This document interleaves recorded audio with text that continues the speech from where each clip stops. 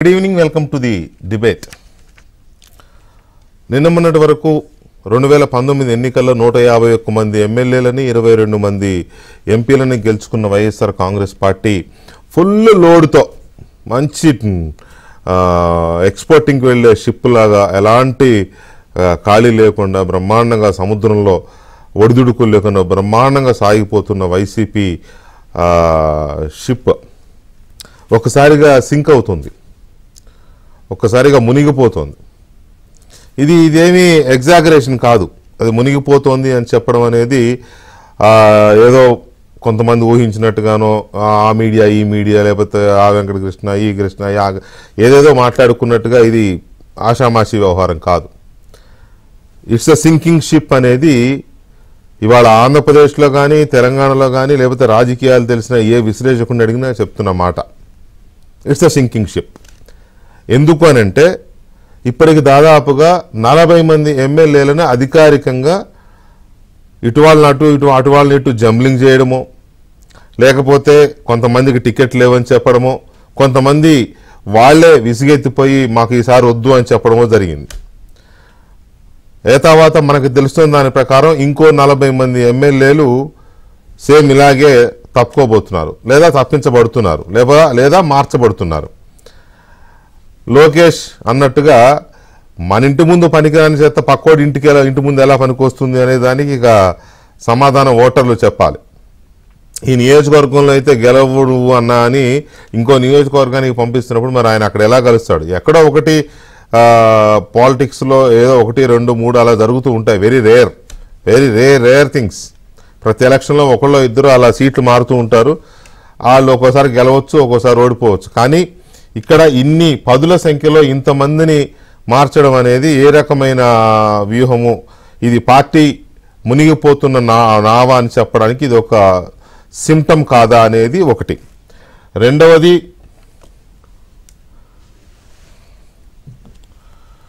ఒక్క నిమిషం ప్లీజ్.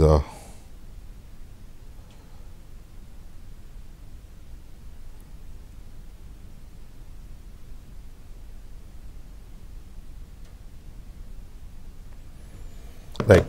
రెండవది, ఎంపీలు 22 మంది ఎంపీలను గెలుచుకున్న వైసీపీ చాలా కీలకమైన రోల్ ప్లే చేస్తుంది కేంద్రంలో. ఎందుకంటే చిన్న విషయం కాదు, ఒక రాష్ట్రం నుంచి 25కి 22 గెలుచుకున్న పార్టీగా చాలా పైగా వీళ్ళకు తోడు ఇంకొక 8-9 మంది రాజ్యసభ సభ్యులు కూడా ఉన్నారు. కాబట్టి దాదాపు 30 మంది లోక్సభ సభ్యులు, పార్లమెంట్ సభ్యులు, అటు లోక్సభ ఇటు రాజ్యసభ వీళ్ళందరినీ పెట్టుకొని కీలకమైన రోల్ ప్లే చేస్తుంది అనుకున్న వైసీపీ పార్టీ అక్కడ చతికిలబడింది. అక్కడ ఏమాత్రం రాష్ట్రం కోసం కానీ లేకపోతే రాష్ట్రానికి రావాల్సిన వాటి గురించి కానీ, రాష్ట్రం నుంచి వెళ్ళిపోతున్న వాటిని కాపాడుకోవటం కోసం కానీ, లేకపోతే కేంద్రం ఈ రాష్ట్రంలో అమ్మేయాలనుకున్న వాటిని కాపాడుకోవడానికి కానీ, లేకపోతే పెట్టుబడిదారుల చేతుల్లోకి వెళ్ళిపోతున్న రాష్ట్రాన్ని వాళ్ళ కబంధ హస్తాల్లోకి వెళ్లకుండా కాపాడకపోగా వాళ్ళకి దాసోహం అన్న దుర్గతి చూసాం మనం. ఇప్పుడు అవే కదా, అదానికి ఇచ్చినా ఇంకొకరికి ఇచ్చినా అదే కనపడుతోంది. సో ఈ సిచ్యువేషన్లో ఇవాళ 10 మంది ఎంపీలు సుమారుగా 10 మంది ఎంపీలు మేము పోటీలో ఉండము అంటున్నారు. అందులో సగం మందినేమో ఆయనే వద్దు అంటున్నాడు, సగం మంది ఏమో మేమే ఉండమంటున్నారు. ఆ మిగతా 12 మందిలో కూడా డౌటే. మెజారిటీ దాదాపు 7-8 మంది వాళ్ళు కూడా ఈసారి మేము పోటీ చేయబోము అని మెజారిటీ చెప్తున్నారు. ఒక 3-4 ఎమ్మెల్యేలుగా పోటీ చేయాలనుకుంటున్నారు. మరి తక్కువ ఖర్చుతో పోద్ది, ఓడినా గెలిచిన అనుకుంటున్నారా, లేదా ఎమ్మెల్యేలుగా అయితే గెలుస్తాం అనుకుంటున్నారో తెలియదు. కానీ మొత్తం ఏదైతే వాళ్ళు, సో ఈసారి ఎంపీలుగా ఉన్న వాళ్ళలో మెజారిటీ 22 మందిలో నాకు తెలిసి ఒక 4-5 తప్ప మిగతా వాళ్ళందరూ పోటీకి విముఖంగా ఉన్నారు. మరి అలాంటప్పుడు అసలు కొత్త వాళ్ళు పోటీ చేయడానికి క్యాండిడేట్లు ఎవరు ఎంపీలుగా పోటీ చేయడానికి అనే పరిస్థితి ఉంది వాళ్ళ. This is fact. I'm not exaggerating or I'm not joking also. చాలా అబ్జర్వ్ చేసి చాలా దీని తర్వాతనే చాలామంది వైసీపీ నాయకులతో మాట్లాడిన తర్వాతనే నేను ఈ మాటలు చెప్తున్నాను. తర్వాత ఎంపీలు ఇంతగా వెక్స్ అయిపోవడం కారణం ఏంటంటే, ఏ ఒక్క ఎంపీకి ఏదో ఆ కోటరీలో ఉండే ఒకళ్ళిద్దరికి తప్ప అపాయింట్మెంట్ లేవు ఎవరికి. ఇప్పటి వరకు అసలు చాలామంది ఎంపీలు ఎవరో కూడా చాలామంది ప్రజలకే తెలియదు ఆంధ్రప్రదేశ్లో. అయితే గీతే వివాదాల్లో చిక్కుకున్న గోరంట్ల మాధవ్ లాంటి ఒకళ్ళిద్దరు, లేకపోతే కోటరీలో భాగంగా ఆస్తులు పాస్తులు జిల్లాలు లేకపోతే గనులు చూసే మిథున్ రెడ్డి ఇలాంటి కొంతమంది తప్ప మిగతా వాళ్ళు ఎవరు ఎక్కడ మనకు కనిపించరు అసలు ఆ పార్లమెంట్ సెషన్ జరిగినప్పుడు ఫోటోలో తప్ప. ఎంత దారుణం అంటే వస్తున్న సమాచారం ప్రకారం దాదాపు 5 నుంచి 6 మంది ఎంపీలని లోక్సభ సభ్యుల్ని ఈసారి మీరు 150 కోట్లు 100 నుంచి కొంతమంది 120 కొంతమంది 130 కొంతమంది 150 కోట్ల వరకు డిపాజిట్ చేయండి అని స్వయంగా ముఖ్య నేత అడిగారు అనేది బయటకు వస్తున్న సమాచారం, విశ్వసనీయ వర్గాల సమాచారం. 150 కోట్లు డిపాజిట్ చేయండి, అలా అయితేనే మీకు టికెట్ లేకపోతే కొత్త వాళ్ళని పెట్టుకుంటా అన్నారని. వాళ్ళందుకు నిరాకరించడం, లేదా మాకు టికెట్ వద్దు, మాకు డబ్బులు వద్దు, మేము డబ్బులు లేవు మా దగ్గర మీకు ఇవ్వడానికి అని చెప్పి వాళ్ళు ఆల్రెడీ చెప్పేశారని కూడా సమాచారం వస్తే నా దగ్గర పేర్లు కూడా నేను విన్నాను. పేర్లు చెప్పకూడదు, ఎందుకు వాళ్ళని మళ్ళీ ఇబ్బంది పెట్టినట్టు అవుతుంది. So I don't want to reveal those names. మరోవైపు కొంతమంది సెలెక్టెడ్గా ఎంపీస్ని డబ్బులు డిపాజిట్ చేయడంతో పాటు చంద్రబాబుని ఇప్పుడు మన ఆయన గుడివాడ కోడాలి నాని కానీ వంశీ కానీ రోజా గారు కానీ ఇంకా ఒకళ్ళిద్దరు సురేష్ కానీ లేదా ఇట్లాంటి ఒక 5-6 అంబటి రాంబాబు గారు కానీ ఇలాంటి వాళ్ళు ఎలా తిట్టిపోస్తారో ఆ రేంజ్లో చంద్రబాబుని తిట్టడమే పనిగా తిరగాలి. అటు ఢిల్లీలో తిట్టాలి, ఇక్కడ రాష్ట్రంలో తిట్టాలి, నియోజకవర్గాల్లో కూడా ఇదే పని మీద ఉండాలి. రోజు చంద్రబాబుని తిట్టిపోయడం పనిగా పెట్టుకోవాలి అనేది. పైగా ఎంపీలు ఎవరైతే కమ్మ సామాజిక వర్గం వాళ్ళు ఉన్నారో వాళ్ళకైతే ఇక పూర్తిగా చేయాలి అని చెప్పడంతో వాళ్ళు నో అని చెప్పారనేది లేటెస్ట్గా సమాచారం. సో ఇలాంటి చర్యలు చాలా ఉన్నాయి. ఈ వైసీపీ అనేది ఇప్పుడు సింకింగ్ షిప్ అనడానికి ఇవి కొన్ని సిమ్టమ్స్ మాత్రమే, కొన్ని లక్షణాలుగా మనకు అంటే దాన్ని బట్టి మనం చెప్పగలుగుతున్న మాట. పైగా అలాంటి విశ్లేషణలే ఉన్నాయి.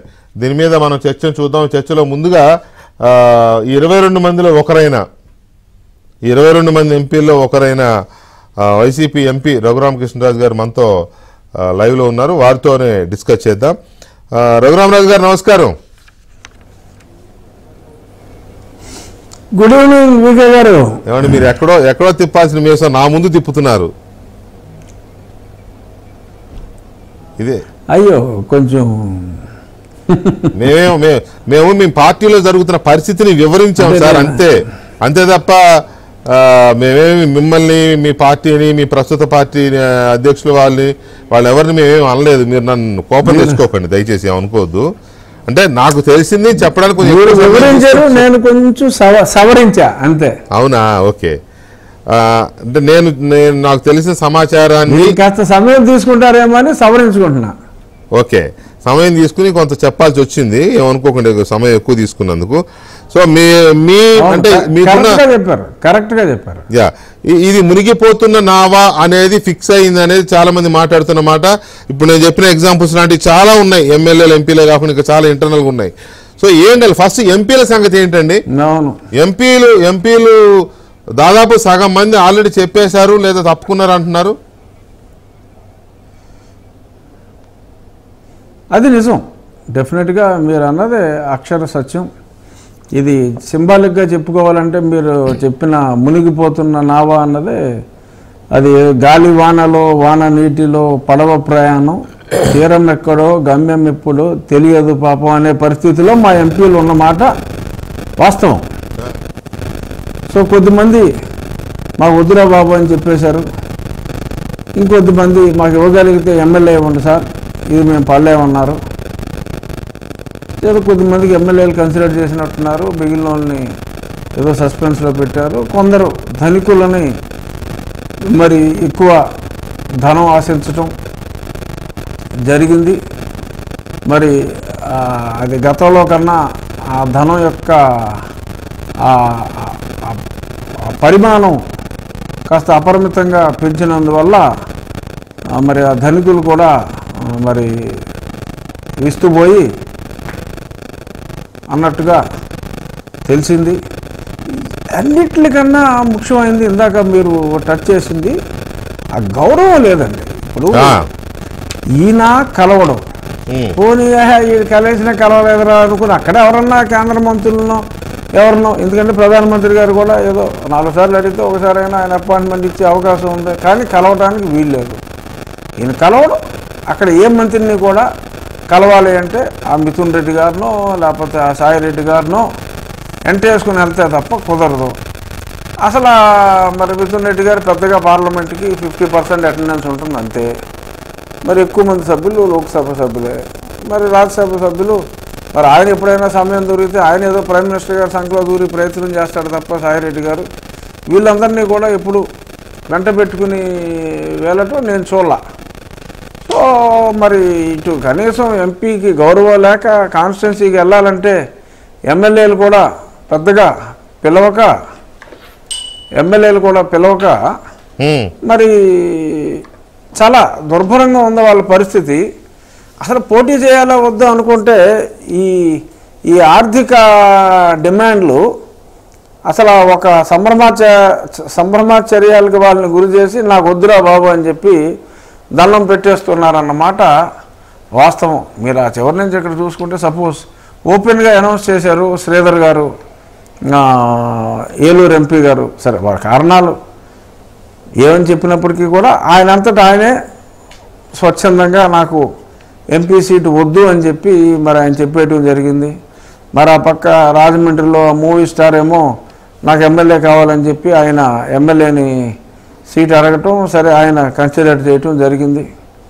అలాగే కాకినాడ గీత గారు కూడా వారు ఎమ్మెల్యేకి మరి వారు ఇష్టపడ్డారా లేకపోతే జగన్మోహన్ రెడ్డి గారు పంపారా తెలియదు, కానీ she is the best parliamentarian. మా వరకు గీత గారు ఆవిడ always she use to be present. చక్కగా ఆవిడకి ప్రశ్నోత్తరాల సమయంలో కూడా సప్లిమెంటరీ క్వశ్చన్స్ బాగా ఇస్తారు, చక్కగా అడుగుతారు కూడా. మరి వారిని అక్కడి నుంచి మార్చి ఎమ్మెల్యేగా మారుస్తున్నారు. వారికి సమ్మత మరి తెలియదు నాకు.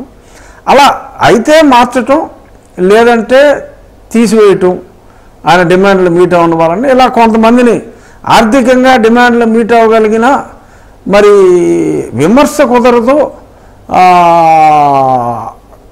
తిట్టటమే ఉండాలి తప్ప విమర్శ కుదరదు. అంటే ఏదో ఎవరన్నా విమర్శించటం రాజకీయాల్లో ఓకే, కానీ తిట్టాలి. ఆ తిట్టడం కూడా ఆ పలానా వారిని ఆదర్శంగా తీసుకుని అంత గొప్పగా అద్భుతంగా ఎవరి వల్ల కాకపోయినా కాస్త దగ్గరగా ఆ రేంజ్లో తిట్టాలి అని చెప్పి అడగటం ఇతనికి అలవాటు. నన్ను కూడా నేను అప్పుడు పార్టీలో చేరినప్పుడు అన్నా నువ్వు చంద్రబాబు నాయుడు గారిని కాదు కదా చంద్రబాబుని నువ్వు తిట్టాలి అంటే ఐఎమ్ వెరీ సారీ, ఆయనకి నాకు ఉండదేమో, ఆయన ఉండదు. అది నా డిక్షనరీ ప్రకారం అలవాటుగా వచ్చేసింది. బట్ ఆయన డిక్షనరీలో ఆ పదానికి ఆయన్ని సారు అనాలి అంతే తప్ప ఆయన ఎవరిని గారు అని చెప్పి అనరు. సో అది అలవాటు ఆయనకి. ఎదుటి వారితో వారి కులం వారితో వారిని తిట్టించి, ఇప్పుడు కళ్యాణ్ గారిని రాంబాబు గారితో అమర్నాథ్ గారితో ఇటువంటి సాటి కులస్తులతో నాని గారితో ఇలాగా తిట్టించి ఆనందించడం ఈ రకంగా. అలాగే చంద్రబాబు నాయుడు గారిని లోకేష్ గారిని వేరే మీరు ఇందాక చెప్పిన పేరు గల ఆ ఇద్దరితో తిట్టించటం. మరి అలాగా మరి నాకు తెలిసి మరి కొందరు ఆర్థికంగా బలవంతులైన వాళ్ళు కూడా ఇటువంటి నీచ ప్రవృత్తికి అలవాటు పడలేక ఇమడలేక వారు కూడా ఆ టికెట్ ఇవ్వకపోయినా పర్వాలేదండి, సొమ్మంటే ఇవ్వగలం తప్ప కొత్తగా మేము ఆ పదాలు నేర్చుకుని మేము మాట్లాడలేమన్న వాళ్ళు కూడా. అంటే ఈ తిట్టడము అనేది తిట్టించడం అనేది మీ నాయకుడికి కొత్త ఏం కాదేమో. ఎందుకంటే బాగా గుర్తుంటే మీకు అధికారంలోకి వచ్చిన కొత్తలో ప్రతిపక్షంలో ఉన్నప్పుడు మంగళగిరిలో ఎక్కడో దీక్ష చేస్తున్నప్పుడు రోజా గారు మాట్లాడుతుంటే ఈయన చెవులో చెప్తాడు వెళ్ళి, ఎవరు మన ఉమారెడ్డి వెంకటేశ్వర గారు, చంద్రబాబుని అంటే బాగా తిట్టమంటున్నాడు. అది ఆ మైక్ లో వచ్చేసింది ఆడియో, మీకు గుర్తుందో లేదో?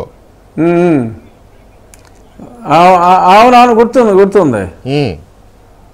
అదే నాకే చెప్పాడు కదా తను, అది తిట్టమని చెప్పి అడగటం.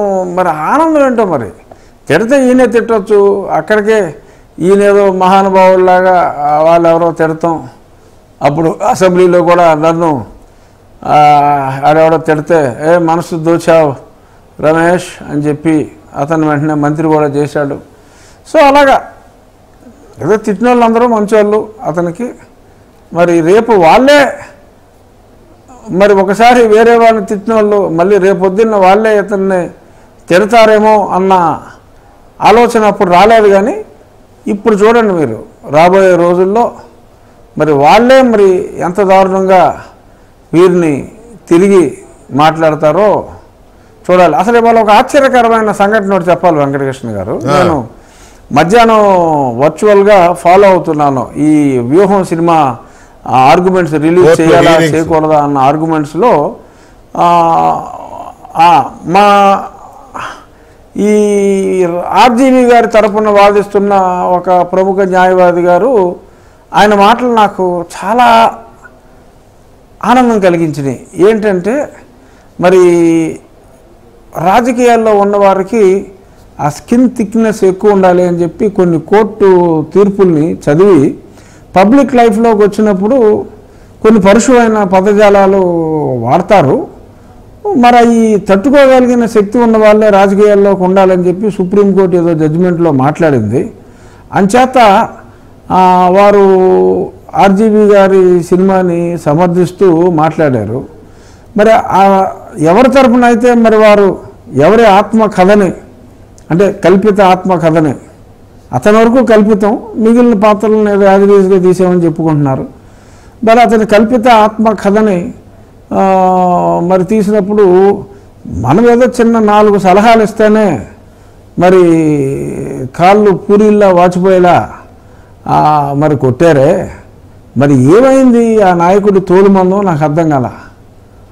మరి వారికైతే ఎన్నైనా తిట్టవచ్చు, ఎన్ని సినిమాలైనా తీయొచ్చు, ఎన్ని రకాలుగా అయినా దూషించవచ్చు. మనకేమో తట్టుకునే తోలు మందం ఉండాలి అని సుప్రీంకోర్టులో కూడా చెప్పారు మిలాడ్ అని చెప్పి హైకోర్టులో చెప్తున్న ఆ లాయర్లు మరి ఆ నాయకుడికి కూడా చెప్తే బాగుంటుందేమో. అంటే ఇది ఎగ్జాక్ట్ సందర్భం కాకపోయినా తోలు మందం అనేది ప్రతిపక్షాలకే ఉండాలి, మేము తిడితే తిట్టించుకోవాలి, గిల్లితే గిల్లించుకోవాలి తప్ప మమ్మల్ని ఏదన్నా ఒక చిన్న మాట అన్నా లేదంటే ఒక మెసేజ్ ట్రాన్స్ఫర్ చేసినా రంగనాయకమ్మ గారు శంకర్ విలాస్కి ఇబ్బంది పెట్టినట్టు మళ్ళీ ఇబ్బంది పెడతారేమో వీళ్ళు. మరి ఆ తోలు మందం వాళ్ళు అలవర్చుకోవాలని చెప్పి మీ ద్వారా మా ముఖ్యమంత్రి తెలియజేసుకుంటే, లేదంటే వాళ్ళ కోర్టు ప్రొసీడింగ్స్ ఆ రికార్డెడ్ వెర్షన్ తెచ్చుకొని తనను తాను తోలు మందం ఇంప్రూవ్ చేసుకోవాలని చెప్పి ముఖ్యమంత్రి గారికి మీ ద్వారా ఈ సందర్భంగా తెలియజేస్తున్నాను. సినిమా గురించి కూడా మాట్లాడదాం. యాక్చువల్గా టైం కనుక కలిసి వస్తే మీరుతో మాట్లాడుతున్న టైంలో కోర్టు జడ్జిమెంట్ కూడా వస్తుందేమో, రాకపోయినా సినిమా గురించి కూడా మాట్లాడదాం. కానీ వండర్ఫుల్ ఒకవేళ సినిమా మాట్లాడే ముందు 100 నుంచి 150 కోట్లు డిపాజిట్ చేయమని అడుగుతున్నారు అని అంటే హౌ ఇట్ ఈజ్ పాసిబుల్ అండి? అంటే ఏమి ఇండికేషన్ అది? అంటే వీళ్ళు ఈ లెక్కన లాస్ట్ టైం సంపాదించుకున్న డబ్బులే, ఖర్చు పెట్టిన డబ్బులే ఇంకా సంపాదించుకుని ఉంటారు. ఎందుకంటే అపాయింట్మెంటే లేవు కదా ఎవరికి. అలాంటిది ఇప్పుడు 100 నుంచి 150 కోట్లు డిపాజిట్ చేయమంటున్నారంటే వాళ్ళు ఇంకొక 50 నుంచి 100 ఖర్చు పెట్టాలి ఫీల్డ్ లో, అంటే 250 కోట్లు. వెంకటకృష్ణ గారు, నాకు తెలిసి ఎవరైనా ఒక్కడు లేదా 2 ఎంపీలు, అది కూడా స్థానికంగా ఆ ల్యాండ్ పేదలకు ఇల్లులో ఆ ల్యాండ్ విషయంలో బాగా తలదూర్చగలిగిన కొద్దిమంది, అంటే వారు ఒక సిటీలో ఉండి ఆ సిటీలో ఎక్కువ ఎక్వైరీ చేసి అక్కడ ఎమ్మెల్యేలని దాటుకొని ఏదైనా కొనగలిగిన, అంటే ఆ ఏరియాలో మా పార్టీ ఎమ్మెల్యేలు లేని చోట ఎవడో ఒకడికిద్దరికి ఏదన్నా కుదిరితే కుదిరిందేమో నాకు తెలియదు. కానీ నాకు తెలిసి 10 లక్షల రూపాయలు 5 సంవత్సరాల్లో సంపాదించిన ఎంపీలు 22 మందిలో 20 మంది ఉండరు. 22 మందిలో 20 మంది ఉండరు. సంపాదన అంతా రాజ్యసభ సభ్యులదే కదండి మీ దాంట్లో. అట్లీస్ట్ 19 మంది, 2-3 రాజ్యసభ సభ్యులదే కదా. అదే రాజ్యసభకి ఏదో 100 అడిగారో 150 అడిగారో, మరి ఆ రేటుకి ఇదివరకు పలికిందేమో నాకు తెలియదు. కానీ ఇవాళ లోక్సభకి ఈ అడగాలన్న ఆరాటం తప్ప ఇచ్చే వ్యక్తులు ఎవరూ లేరు. కనీసం గౌరవం కోసం రాజకీయాల్లోకి వస్తారు సార్. ముఖ్యమంత్రి ఆఫీసులోకి వెళ్ళి ముఖ్యమంత్రిని కలిసిన వాళ్ళు నాకు తెలిసి ఏదో 2 సార్లు అతను మీటింగ్ పెట్టాడు, ఏది ఎంపీలందరికీ. ఆ తర్వాత ఆ మీటింగ్ కూడా పెట్టలా, అంతే. ఇంకెప్పుడు వేరే సెపరేట్గా కలిసిన పాపని అయితే పోలా. పాప చాలామంది 15 మంది ఎంపీలు అయితే, అది నేనేదో ఫస్ట్ 6 నెలల్లో 3-4 సార్లు కలిసాను అనుకోండి జగన్నాథ్ అన్న ఇంటి దగ్గర. ఎప్పుడు నేను ఎప్పుడైనా నేనేదో అలా మనసులో ఏమనుకున్నా నేను తలుపు తీసుకుని లోపల పోయేవాడిని, అతనితో రూమ్ తలుపు తీసుకుని మాట్లాడేసేవాడిని, పోయేవాడిని. పాపం వీళ్ళందరూ బయట బిక్ బిక్ అంటూ ఉండేవారు చాలామంది ఎంపీలు. అంటే రాజారు ఒక విషయం చెప్పండి, ఈ ఒకటి ఎంపీలుగా పోటీ చేయాలనుకుంటే 100 to మినిమం కనీసం 100 నుంచి 150 కోట్ల రూపాయలు నా దగ్గర డిపాజిట్ పెట్టండి. డిపాజిట్ అంటే కమిట్మెంట్ ఇచ్చేయండి అని అడుగుతున్నారు అనేది మాకు వచ్చిన సమాచారం. నేనైతే 3 విషయంలో కన్ఫర్మ్ కూడా చేసుకున్నా, కన్ఫర్మ్ అని అన్నారు. ఇంకొక 3 మొత్తం 6 అడిగారని తెలిసింది. సార్ ఇది ఎంతవరకు ఇది వాస్తవమేనా? Point number 1. తర్వాత ఈ వసూళ్ల కార్యక్రమం రేపు అధికారంలో ఉంటామో ఉండమో అని ముందుగానే అమ్ముకునే వ్యవహారమే నడుస్తుందా?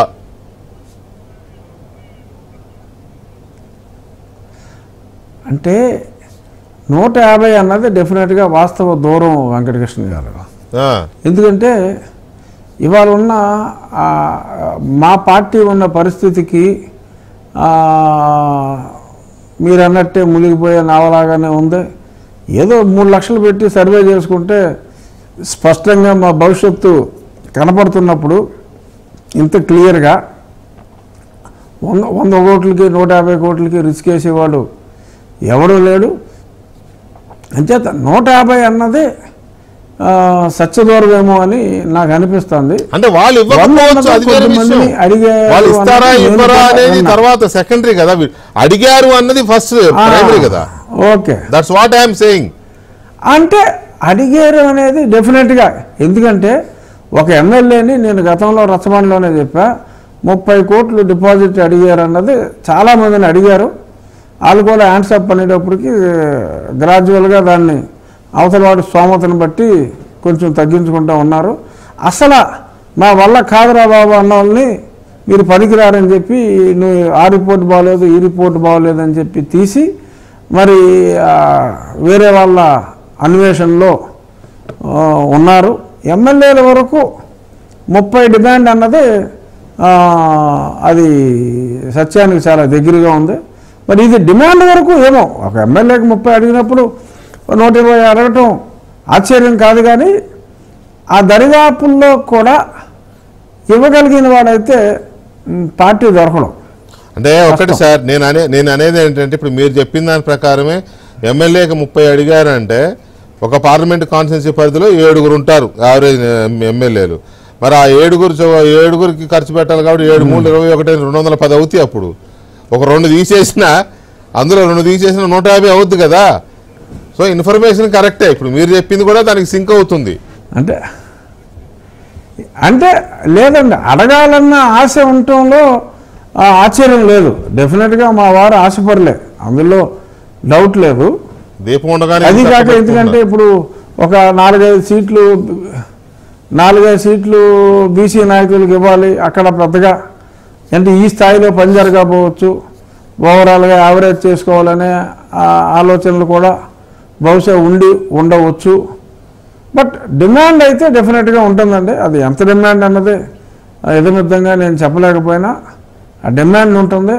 ఉట్టి చేతులు ఊపుకుంటూ వస్తే ఇక్కడ టికెట్ లేవన్నది కూడా అందరికీ అంటే రేపు అధికారంలోకి మళ్ళీ వస్తామో రామో అని ఎమ్మెల్యేలు కానీ ఎంపీలు కానీ వీలైనంత వరకు పిండుకోవడమే, లేకపోతే మిగతా పార్టీలు అంటారు కదా టికెట్లు అమ్ముకుంటున్నారని. ఇప్పుడు ఇది అదే కదా, ఇది అదే అనుకోవచ్చా? మీరు కూడా ఎండార్స్ చేస్తారా దాన్ని? అంటే డిమాండ్ వరకు ఎండార్స్ చేస్తా కానీ ఇచ్చేవాళ్ళు ఎవరు లేరు సార్. ఇచ్చేవాళ్ళని వదిలేద్దాం సార్, తెలియమిరిపోయారు. ఇచ్చేవాళ్ళు ఇప్పుడు నేను డిమాండ్ ఉంటుంది. ఇచ్చేవాళ్ళు 151 మందిలో 150 మంది ఒకటి ఆయన తీసేస్తే 150 మందిలో 50 మంది ఇవ్వలేకపోయినా 100 మంది ఇవ్వగలరేమో కదా ఎమ్మెల్యేలు.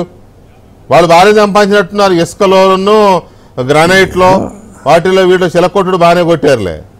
అంటే అలా కాదుగా, అంటే డిమాండ్ ఇప్పుడు ఇటు నుంచి డిమాండ్ ఉంది, ఏది అడగాలన్న డిమాండ్ ఉంది తప్ప సీటుకి డిమాండ్ లేదు. ఎందుకంటే వాళ్ళు అయిపోయే రిస్క్కి ఏదో సంపాదించుకున్నారు. ఇప్పుడు పోతుందని తెలిసి 30 ఎవరు కడతాడండి? ఆ 30 కడతానికి ముందుకు రాట్లా ఎవరు ఎగ్జిస్టింగ్ ఎమ్మెల్యేలు, వాళ్ళకి తెలుసు కదా పోద్దని.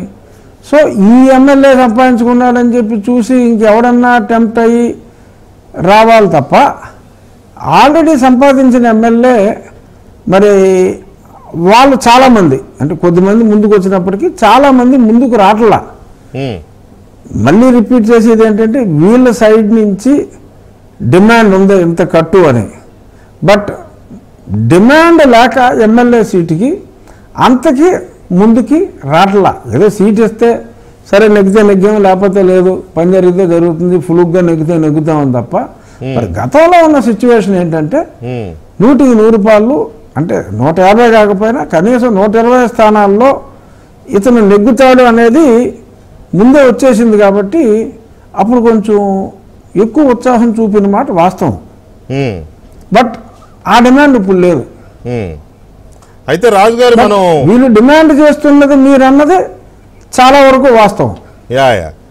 మనం ఈ సినిమాతో పాటు ఈ ఎమ్మెల్యేల బేరాలు, లేకపోతే ఎమ్మెల్యేలను మార్చడాలు, జంబ్లింగ్లు, లేకపోతే కొంతమందిని తీసేయడాలు, ఇవన్నీ ఉన్నాయి కదా. వీటితో పాటు ఇప్పుడు లేటెస్ట్ డెవలప్మెంట్ ఎంపీలని 100 కోట్లు 150 కోట్లు అడగడాలు, ఇటువంటి అంశాలతో పాటు ఈ సినిమాకు సంబంధించి కూడా మనం మాట్లాడదాం. అది కూడా జడ్జిమెంట్ వచ్చేలా కనపడుతోంది. మనతో సిపిఐ కార్యదర్శి రామకృష్ణ గారు కూడా జాయిన్ అయ్యారు. దయచేసి మీరు కూడా మనతో సిపిఐ ఆంధ్రప్రదేశ్ శాఖ కార్యదర్శి రామకృష్ణ గారు జాయిన్ అయ్యారు, అలాగే రఘురామరాజు గారు ఉన్నారు, అండ్ కాలువ శ్రీనివాసులు గారు తెలుగుదేశం పార్టీ పొలిట్ బ్యూరో సభ్యులు, మాజీ మంత్రి, మాజీ ఎంపీ కూడా మనతో జాయిన్ అయ్యారు ఈ డిబేట్లో. అయితే రామకృష్ణ గారు, ముందు మనం కోర్టుకు సంబంధించి లేకపోతే వ్యూహం సినిమాకు సంబంధించి అప్డేట్ రావాల్సి ఉంది. అది వచ్చేలోపు ఎంపీలు, ఎమ్మెల్యేలు, వైసీపీలో జరుగుతున్న అంతర్గత పరిణామాలు, మీరు వేరే వేరే పార్టీలకు చెందిన వాళ్ళైనా కూడా ఇవాళ రాష్ట్రాన్ని పరిపాలిస్తున్న పార్టీ కాబట్టి ఆ పార్టీలో సిచ్యువేషన్స్ చూస్తే రాష్ట్రం సిచ్యువేషన్ ఎలా ఉందో అర్థమైపోతుంది. అది ఒక మునిగిపోతున్న నావలా తయారైంది అనేది అందరికీ అర్థమవుతున్న అందరు చెప్తున్న మాట, అర్థమవుతున్నది కూడా అదే కదా. సో ఇవాళ మేము బయటపెట్టింది ఏంటి అంటే సమాచారం, దీని ప్రకారం ఎంపీలను ఒక్కొక్క ఎంపీని 100 నుంచి 150 కోట్లు ఆయన కమిట్మెంట్ అక్కడ పెట్టమంటున్నారు అనేది పార్టీలో చర్చించుకుంటున్న చర్చ. రఘురామరాజు గారు కూడా అది అది కరెక్టే, వాళ్ళు ఇస్తారా ఎవరో తర్వాత సంగతి, కానీ వీళ్ళైతే అడుగుతున్న మాట నిజము అనేది. అంటే ఈ రేంజ్లో ఎందుకు జరుగుతుంది? How far it is correct as a political party? Correct కాదు అనే విషయం అయితే అందరూ చెప్తారు. ఏ పార్టీ వాళ్ళని అడిగినా, లేదంటే ప్రజలను అడిగినా, ఓటర్లను అడిగినా అట్లా డబ్బులు అంత డిమాండ్ చేయడం కానీ, ఇట్లా డబ్బులు ఉన్న వాళ్ళకి టికెట్ ఇస్తామంటే అది రాజకీయంగా సరైనది కాదనే విషయం ప్రతి ఒక్కరు కూడా అంగీకరిస్తారు. కానీ ప్రాక్టికల్గా జరుగుతున్నది మాత్రం అదే. ఎందుకంటే ఎలక్షన్లు అంటేనే ఇవాళ డబ్బులుంటే తప్ప చేయలేమనే ఒక పరిస్థితి ప్రత్యేకించి మన సౌత్ ఇండియాలో, తమిళనాడులో కానీ, ఆంధ్రాలో కానీ, మొన్న తెలంగాణ అసెంబ్లీ ఎలక్షన్లు కూడా మనం చూసాము. చాలా పెద్ద ఎత్తున డబ్బులు ఖర్చు పెట్టే పరిస్థితి, ప్రతి ఓటుకు కూడా డబ్బులు ఇస్తే తప్ప వాళ్ళు పోలింగ్కి వచ్చే పరిస్థితి కనపడడంలే. కాబట్టి ఏమంటే దీనికి అన్ని రాజకీయ పార్టీలు ఆలోచించాలి. వాళ్ళ అధికారంలో వైఎస్ఆర్ కాంగ్రెస్ పార్టీ ఉంది కాబట్టి వాళ్ళొక్కరినే మనం తప్పు పట్టలేము. అన్ని వాళ్ళు సహజంగా వాళ్ళ మీద ఎక్కువ బాధ్యత ఉంటుంది అనేది కరెక్ట్, అంతే.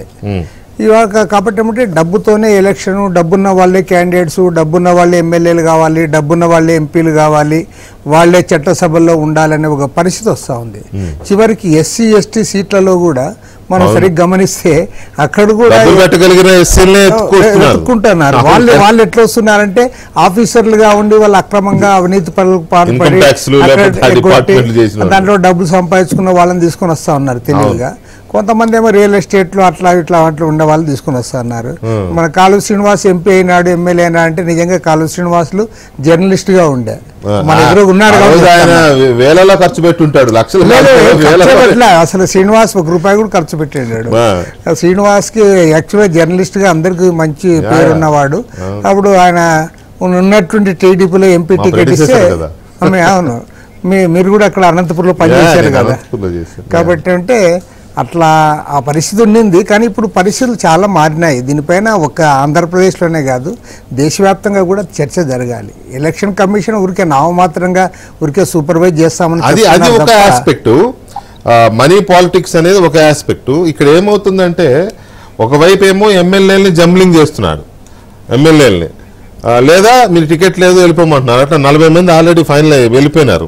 ఇప్పుడు ఇంకో 40 మంది ఇదవుతోంది. అది ఒక పార్ట్, దాన్ని మాట్లాడదాం మనం. ఇప్పుడు ఎమ్మెల్యేలకు తోడు ఎంపీలని ఈ రకంగా చేయడం, కొంతమందినేమో నీకు టికెట్ లేదని చెప్పడం, కొంతమంది వాళ్ళే మాకు వద్దు టికెట్ ఈసారి మేము చేయదలుచుకోలేదని చెప్పడం, కొంతమందినేమో ఇట్లా డబ్బులు అడిగేసరికి వాళ్ళు మేము డబ్బులు ఇవ్వలేమని తప్పుకోవడం. ఇట్లా ఇంత మంచిగా నిండుకుండలా ఉన్న పార్టీ ఎందుకు ఈ పరిస్థితికి వచ్చిందనేది ఎవరికి అర్థం కావట్లా. కూర్చున్న కొమ్మ నరుక్కుంటున్నారా లేదా పైనుంచి మీకు అర్థం కాలేదు. కానీ జగన్మోహన్ రెడ్డికి పక్కాగా అర్థమైంది. అది రఘురామకృష్ణరాజు గారు మాట్లాడితే బాగుండేది, ఆయన వైఎస్ఆర్ కాంగ్రెస్ కాబట్టి. అదే జగన్మోహన్ రెడ్డికి బాగా పూర్తి స్థాయిలో అర్థమైంది కాబట్టి ఆయన దీనికి చేస్తున్నాడు. ఎందుకంటే అతను మొన్నటి వరకు బాగా మైండ్ గేమ్ ఆడాడు. మైండ్ గేమ్ ఏమంటే వై నాట్ 175 అనేది అది పక్కా మైండ్ గేమ్. ఎందుకంటే 175 స్థానాల్లో గెలవడానికి అవకాశం ఉంటే జగన్మోహన్ రెడ్డి పేరు చెప్తేనే అందరు గెలిచిపోయేటట్లుంటే ఇవాళ క్యాండిడేట్స్ మార్చాల్సిన అవసరమే లేదు, డబ్బులు అడగాల్సిన అవసరమే లేదు. డబ్బులు దండిగా ఆయనతోనే ఉన్నాయి. ఆయన అందరికి కూడా ఇవ్వగలడు, సర్దుబాటు చేయగలరు, సిస్టమేటిక్ గా అందరికీ పంచి ఇవ్వగలడు. ఓటర్కి అంటే క్యాండిడేట్ కూడా తెలియకుండా ప్రతి ఓటర్ కూడా డబ్బు పంపించగలిగినంత డబ్బు ఇవాళ జగన్మోహన్ రెడ్డితో ఉంది. పైగా ఏమంటాడు, నా పేరు చెప్పుకుని ఓట్లు అడగండి అన్నాడు. ఒకటేమంటే ఏ నాయకుడు కూడా చేయలేని పని జగన్మోహన్ రెడ్డి ఒకటి ఆంధ్ర రాష్ట్రంలో చేసింది ఏమంటే, ఇవాళ ఎవరైతే ఎమ్మెల్యేలు, ఎంపీలు, మంత్రులు, డిప్యూటీ చీఫ్ మినిస్టర్లు ఉన్నారో వాళ్ళందరినీ అనామకులుగా చేసేసాడు. వాళ్ళు డమ్మీలు, పక్కా డమ్మీలు. వాళ్ళు ఏమంటే వాడికి ఎంత పేరున్నా సరే వాడు పోయి ఇప్పుడు జగన్మోహన్ రెడ్డి పేరు చెప్తే వాడికి 10 ఓట్లు పడతాయి తప్పితే జగన్మోహన్ రెడ్డి కాకుండా వాడు పక్కకు పోయి వాడు ఏం ఓట్లు సంపాదించుకునే పరిస్థితి అయితే లేని పరిస్థితి అతను క్రియేట్ చేశాడు. దానికి ఒక పెద్ద పక్కా ప్లాన్ ప్రకారము ప్రతి ఒక్కరికి కూడా వాళ్ళ చేతుల్లో ఎలాంటి అధికారాలు లేకుండా వాళ్ళు చెప్తే ఏం పెద్దగా పనులు జరగకోకుండా జరిగిన ప్రతి పనికి కూడా అలా చేసేందుకు చివరికి ఆయనకే నష్టం జరుగుతుంది కదా. ఇప్పుడు జరుగుతుంది కాబట్టి అతను మారుస్తా అన్నాడు. పైగా అతను ఏం చెప్తున్నాడు, ఎక్కడ పోయినా మీరు నా పేరు చెప్పుకుని ఓట్లు అడిగేదే కదా అంటాడు. ఇప్పుడు ఉదాహరణకి మంత్రిగా ఉండే ఆమె కళ్యాణ్దుర్గంలో ఉండే ఆమెను తీసుకుని పోయి పెనుగొండకి వేసి ఆమె ఆనందంగా పోతానని చెప్తాను. ఆమె ఏమంటుందంటే పోకపోతే ఏం చేస్తుంది మరి, అంటే ఆమె పోయేదే కరెక్ట్. ఎందుకంటే కళ్యాణదుర్గంలో ఆమె మీద వ్యతిరేకత వచ్చింది. అదే అంటున్నా, మన శ్రీనివాస్ రాయదుర్గం పక్కనే కాబట్టి వాళ్ళకి తెలుసు ఆమె మీద వ్యతిరేకత వచ్చింది కాబట్టి ఆమె కూడా ఇప్పుడు హ్యాపీగా పోతుంది, హ్యాపీగా పెనుగొండబోతుంది. లేదా ఇంకొక ఆయన హ్యాపీగా సంతనూతలపాడు వెళ్తున్నాడు, ఇంకొక ఆయన కొండపి వెళ్తున్నాడు. లోకేష్ చెప్పినట్టుగా మన ఇంటి ముందు పనికిరాని చెత్త పక్కోడి ఇంటి ముందు పనికి వస్తుందా అంటే అది తెలియదు కదా, వాడికి ఇంత తెలియదు కదా. నీకు పోతాను ఇప్పుడు వాళ్ళు పోయేది ఏం చేస్తారు, పోతాను మళ్ళీ జగన్మోహన్ రెడ్డి తరఫున మాకు ఓటేయండి, ఫ్యాన్ గుర్తు ఓటేయండి, మేము ఆయన పంపిస్తే వచ్చాము మీరు అందరు చేయండి అంటారు. అక్కడ కొంతమంది ఎవరైనా అసమ్మతివాదులు ఉంటే వాళ్ళకి ఎంతో డబ్బు ఇచ్చు వాళ్ళ కాళ్ళకు మొక్కు ఏదో రూపంలో మళ్ళీ వాళ్ళందరినీ కూడా కలుపుకోవాలని ట్రై చేస్తారు. అంతగా తప్పితే వాళ్ళు కొత్తగా విధానం ప్రకటించేదేం లేదు, లేదా అక్కడ పోయి మేము ఫలానా డెవలప్ చేస్తామని చెప్పడానికి లేదు. ఎందుకంటే ఇప్పుడు ఇక్కడ ఏమైనా డెవలప్ చేసి అక్కడ ఏమైనా వనరులు ఉంటే అక్కడ సంపాదించుకోవడానికి అనుభవం మనకు వస్తుంది, అంత ఖచ్చితంగా అనుభవం మనకు వస్తుంది. రైట్, కాళూ శ్రీనివాస్ గారు నమస్కారం అండి. నమస్కారం కృష్ణ గారు, ప్యానెల్లో ఉన్న పెద్దలందరికీ నమస్కారాలు. శ్రీనివాస్ బాగున్నావా? రఘురామకృష్ణరాజు గారు నమస్కారం. రాజు గారికి, రామకృష్ణ గారికి రామకృష్ణ గారు, శ్రీనివాస్ గారు. రైట్, శ్రీనివాసులు గారు మీ అబ్జర్వేషన్ ఏంటి అంటే, మీరు ఎంపీగా కూడా చేశారు కదా, ఎమ్మెల్యేది మనం నెక్స్ట్ లెవెల్లో మాట్లాడదాము. ఎంపీలకు సంబంధించి 22 మంది ఎంపీలు గెలిస్తే అది ఒక 25కి 22 గెలిచారంటే బ్రహ్మాండమైన విక్టరీ కదా అది. ఇవాళ అందులో సగం కాదు 3 మందికి పోటీ చేయడం ఇంట్రెస్ట్ లేదు, లేదా చేయించుకోవడం ఈయనకి ఇంట్రెస్ట్ లేదు. మొత్తం మీద అయినా మళ్ళీ మేము చేస్తామనే వాళ్ళు 4-5 ఉన్నారంట. ఈ డబ్బులు అడుగుతున్నారు, ఒక 5-6 డబ్బులు అడుగుతున్నట్టుగా మనకి కన్ఫర్మ్గా తెలుస్తూ ఉంది. అది కూడా చిన్న అమౌంట్స్ కాదు, 100-150 కోట్ల దాకా అడుగుతున్నారు అనేది తెలుస్తూ ఉంది. సో దీన్ని మనం ఎలా చూడాలి? సచివాలయ బిల్లుకి వచ్చిందే కట్టడం అనేది దండుకున్నట్టు అనుకోవాలనా, లేకపోతే ఇంకేదైనా అనుకోవాలా? మామూలుగా ప్రజా వ్యతిరేకతను ఎదుర్కొనే అధికార పార్టీలకు దింపుడు గల్ల ఆశైనా ఉంటది. కానీ జగన్మోహన్ రెడ్డికి అది కూడా లేదు. స్పష్టంగా అర్థమవుతుంది తాను ఘోరంగా ఓడిపోబోతున్నానని. కాబట్టే అందిన కాటికి దండుకుందామనే ఒక ఉద్దేశంతో ఎట్లా పడితే అట్లా మీరు చెప్తున్నారు. ఎస్సీ ఎమ్మెల్యేలు అయితే 25 కోట్లు ఇవ్వాలంట, ఓసీ స్థానాల్లో పోటీ చేసే వాళ్ళు అయితే 40 కోట్లు ఇవ్వాలంట, ఎంపీలు అయితే 100, 150 ఇవ్వాలని బయట ప్రచారం జరుగుతుంది. పార్టీలో ఏం జరుగుతుందో మనకు నేరుగా ఎవరు చెప్పకపోయినా బయట జరుగుతున్న ప్రచారం ప్రకారం ఈ రకంగా రేట్లు ఫిక్స్ చేసి డబ్బులు డిపాజిట్ చేయండి, పలానా చోట పెట్టండి అని అడుగుతున్నాడు జగన్మోహన్ రెడ్డి తరఫున సజ్జల రామకృష్ణారెడ్డి, మిథున్ రెడ్డి, పెద్దిరెడ్డి రామచంద్రారెడ్డి లాంటి వాళ్ళందరూ కూడా అడుగుతున్నారని మనకు అందుతున్న సమాచారం. అది గట్టిగానే బయటకు వస్తుంది. మీరు అన్నది 100% కరెక్టే అనిపిస్తుంది. ఎందుకంటే నాకు 3 ఎంపీల పేర్లు కూడా తెలిసినాయి. 100 కోట్లు 130 కోట్లు పెట్టమన్నారు అనేది పేర్లు కూడా వచ్చినాయి బయటికి. కాకపోతే వీ షుడ్ నాట్ రివీల్ కదా, అంతే. అదే కాబట్టి పూర్తిగా ఎంత పడితే అంత సొమ్ము చేసుకోవాలా, టికెట్లను బహిరంగంగా అమ్ముకోవాలా అనే ఉద్దేశంతో జగన్మోహన్ రెడ్డి ఈ బేరం పెట్టినట్లు తెలుస్తా ఉంది. ఇంత నీచ స్థాయికి ఏ రాజకీయ పార్టీ కూడా దిగజారలేదు. మనం చూసాం అనేక సంవత్సరాలుగా, మీరు గాని నేను గాని ప్రత్యక్షంగా పరోక్షంగా దాదాపు 40 సంవత్సరాలుగా రాజకీయ పార్టీలను రాజకీయాలను చూస్తా ఉన్నాం. కానీ ఎప్పుడు ఇంత దిగజారిపోయి డబ్బులు ఉంటే చాలు ఏమైనా చేస్తాం, మీకు మేము పదవిస్తాం, రాజ్యసభ స్థానాలు అమ్ముకున్నాడు, అట్లాగే లోక్సభ స్థానాలకు ఈ రోజు 100 కోట్ల రూపాయలు బేరాలు పెడతా ఉన్నాడు. ఇది పూర్తిగా అతనికి తెలిసిపోయింది. ఎటువంటి పరిస్థితుల్లోనూ నేను గెలవడం లేదు, కాబట్టి సర్దుకునే క్రమంలో ఈ మూటలు కూడా సర్దుకొని పోదామనే ఆలోచనతో చేస్తున్న ప్రయత్నాలుగా మనకు కనిపిస్తాయి. ఇప్పుడు ఎంపీలు ఒక చోట పనికిరాని అతను ఇంకో చోటికి, ఇప్పుడు శంకర్ నారాయణ పెనుగొండలో పనికిరాడని తీసుకొచ్చి అనంతపురం ఎంపీగా పెడతారంట. ఎట్లా పనికొస్తాడు? అట్లాగే ఉషశ్రీ చరణ్ కళ్యాణదుర్గంలో పనికిరామాన్ని తీసుకుపోయి పెనుగొండలో పెడతారంట. పెనుగొండలో ఆ పార్టీ కార్యకర్తలే నాయకులే మాట్లాడుకుంటున్నారని ఇందాక ఓ మిత్రుడు వచ్చి చెప్తా ఉన్నాడు. శంకర్ నారాయణ ఒకసారి ఓడిపోయినాడు, రెండోసారి నిలబడినప్పుడు మేము డబ్బులు ఖర్చు పెట్టుకొని గెలిపించాలని తపనతో పనిచేశాము. కానీ ఈ రోజు అతను పూర్తిగా స్వార్థంతో కమిషన్లు పెట్టుకొని నాశనం చేశాడు మా భవిష్యత్తు, మా పార్టీ భవిష్యత్తు. పెనుగొండలో ఇంకో 2 టర్ములు 3 టర్ములు ఎలక్షన్లు జరిగినా వైసీపీ గెలిచే పరిస్థితి లేకుండా చేశాడు, పార్టీని పూర్తిగా నిర్వీర్యం చేశాడని అక్కడ వాళ్ళు మాట్లాడుకుంటా ఉన్నారు. అక్కడ ఈ ఉషశ్రీ చరణ్ ఇక్కడ నిలబడితే కళ్యాణదుర్గంలో ఈమెకు డిపాజిట్లు కూడా రావనేది వాళ్ళ పార్టీ వాళ్ళే చెప్తున్న విషయం. ఇట్లాంటి వాళ్ళందరినీ స్థానాలు మార్చి మళ్ళా అక్కడ నిలబెట్టి అభ్యర్థులుగా చూపెడితే ఎట్లా రిసీవ్ చేసుకుంటారు? ప్రజలకు తెలుసు కదా, ఆ పార్టీ నాయకులకు కార్యకర్తలకు తెలుసు కదా.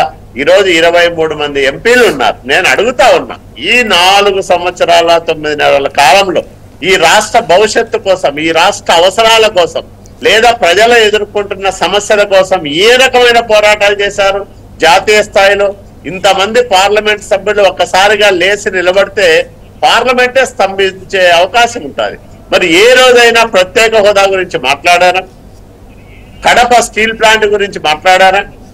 ఉత్తరాంధ్ర రైల్వే జోన్ గురించి మాట్లాడారా? అంటే ప్రజల సమస్యలు పట్టని పార్లమెంట్ సభ్యులు వ్యాపార అవసరాల కోసం, జగన్మోహన్ రెడ్డి స్వార్థపూరిత రాజకీయ ప్రయోజనాల కోసం ఢిల్లీలో పనిచేశారు తప్ప ఎక్కడా కూడా వాళ్ళ బాధ్యతను వాళ్ళు నిర్వర్తించలేదు. ఏ రోజు కేంద్రాన్ని, నేను ఢిల్లీ పోతే ఓ మిత్రుడు చెప్తా ఉన్నాడు, మీ వాళ్ళేంటి మిత్రమా, అసలు మాకంటే ఎక్కువ బీజేపీ ఎంపీ, మాకంటే ముందే రాజ్యసభలో లేచి మాకు సపోర్ట్ చేస్తారు, పంచనగా ఓటేయడానికి రెడీగా ఉంటారు మీ వాళ్ళు, మీ ఆంధ్రప్రదేశ్ రాష్ట్ర వైసీపీ ఎంపీలు అని ఓ మిత్రుడు చెప్పాడు. అంటే ఇట్లా ఉంది వీళ్ళ పరిస్థితి. జీ హుజూర్ అనడం, వాళ్ళు చెప్పింది చేయడం తప్ప రాష్ట్ర ప్రయోజనాలు కాపాడాలా, ఈ రాష్ట్ర ప్రజలకు మేము ఎన్నికల్లో ఈ రకమైన హామీనిచ్చి గెలిచాం, 25 స్థానాలు ఇస్తే నేను అద్భుతాలు చేస్తా, ప్రత్యేక హోదా తెస్తానని చెప్పారా లేదా జగన్మోహన్ రెడ్డి? మరి ఎందుకు ఎంపీలు ఆ రకంగా ప్రయత్నాలు చేయలేదు? ఎందుకు పార్లమెంటును స్తంభింపజేయలేకపోతా ఉన్నారు? గట్టిగా మాట్లాడే ప్రయత్నం కూడా చేయలేని ఎంపీలు ఉండి ఏం ప్రయోజనం? ఇట్లాంటి పార్టీలో ఎంపీలుగా ఉండడం కన్నా బస్ స్టాండ్ లో బఠానీలు అమ్ముకోవడం మేలనే పరిస్థితుల్లో వైసీపీ ఎంపీలు ఉన్నారు ఈరోజు. కాబట్టే చాలా మంది మీరు ఇందాక అన్నట్లు 300 మంది ఎంపీలకు అసలు పోటీ చేయడమే ఇష్టం లేదు. ఇందాక పొద్దున్నే ఓ పెళ్లికి పోతే మిత్రుడు అంటా ఉన్నాడు, వైసీపీ అభ్యర్థుల పరిస్థితి, నాయకుల పరిస్థితి ఎట్లుందంటే టికెట్ కన్ఫర్మ్ అయిందని చెప్తే అక్కడ సంతోషపడి ఇంటికి వచ్చి ఏడుస్తున్నారంట. టికెట్ లేదంటే ఆడ బాధపడి ఇంటికి వచ్చి గంతలు వేస్తున్నారంట, అమ్మయ్య నాకు డబ్బులు మిగిలిపోయినాయని. అదే చెప్తారు కదా, ఏదో చెప్తారు కదా, కోర్టులో ఓడిపోయినాడేమో, ఓడిపోయినాడు కోర్టులో ఏడుస్తాడు, గెలిచినాడు ఇంటికి వచ్చి ఏడుస్తాడు చెప్తారు సామెత. అట్లా అయిపోయింది వైసీపీ అభ్యర్థుల పరిస్థితి. టికెట్ కన్ఫర్మ్ చేసి ఆడ సంతోష నవ్వు మొహం పెట్టి ఇంటికి వచ్చి బాధపడుతున్నారు, టికెట్ లేదంటే ఇంటికి వచ్చి గంతలు వేస్తున్నారు అనే పరిస్థితికి వచ్చింది. ఇంత అద్భుతమైన పాలన, అరాచకమైన పాలన, ఒక శ్రీనివాస గారు మీ ఇద్దరి ఒపీనియన్స్ మీద రఘురామరాజు గారు వైసీపీ ఎంపీగా ఎలా రియాక్ట్ అవుతారో కూడా చూద్దాం. కామెంట్స్ కూడా సమాధానం చెప్పాలి. అదే రాజుగారు శ్రీనివాసులు చెప్పిన కామెంట్స్ అదే రెండు శ్రీనివాసులు గారు చేసిన కామెంట్స్ మీద, అలాగే శ్రీనివాస్ గారు ఏమంటారంటే ఇదంతా కూడా జగన్ ఆడుతున్న గేమే అని ఆయన అంటారు. ఇది సరే, అది సింకింగ్ షిప్, పార్టీ నాశనం అయిపోతుంది ప్రభుత్వం చేసిన పనుల వల్ల, అది ఓకే, కానీ ఇదంతా జగన్ ఆడుతున్న ఆట, అది వీళ్ళకి అర్థం కావట్లేదు అనేది అదేగా మీరు అన్నది. సో దానికి మీరు ఏమంటారు చెప్తారా రాజు గారు? చెప్తా. ఇప్పుడు శ్రీనివాసులు గారు చెప్పినట్టు పార్లమెంట్లో మేము ఏ రోజు కూడా స్పెషల్ కేటగిరీ స్టేటస్ గురించి ఆ సోకాల్డ్ పార్లమెంటరీ పార్టీ లీడర్ మనం దీని మీద గొడవ చేయాలి అని ఒక్కసారి కూడా చెప్పిన పాపాన పోలా.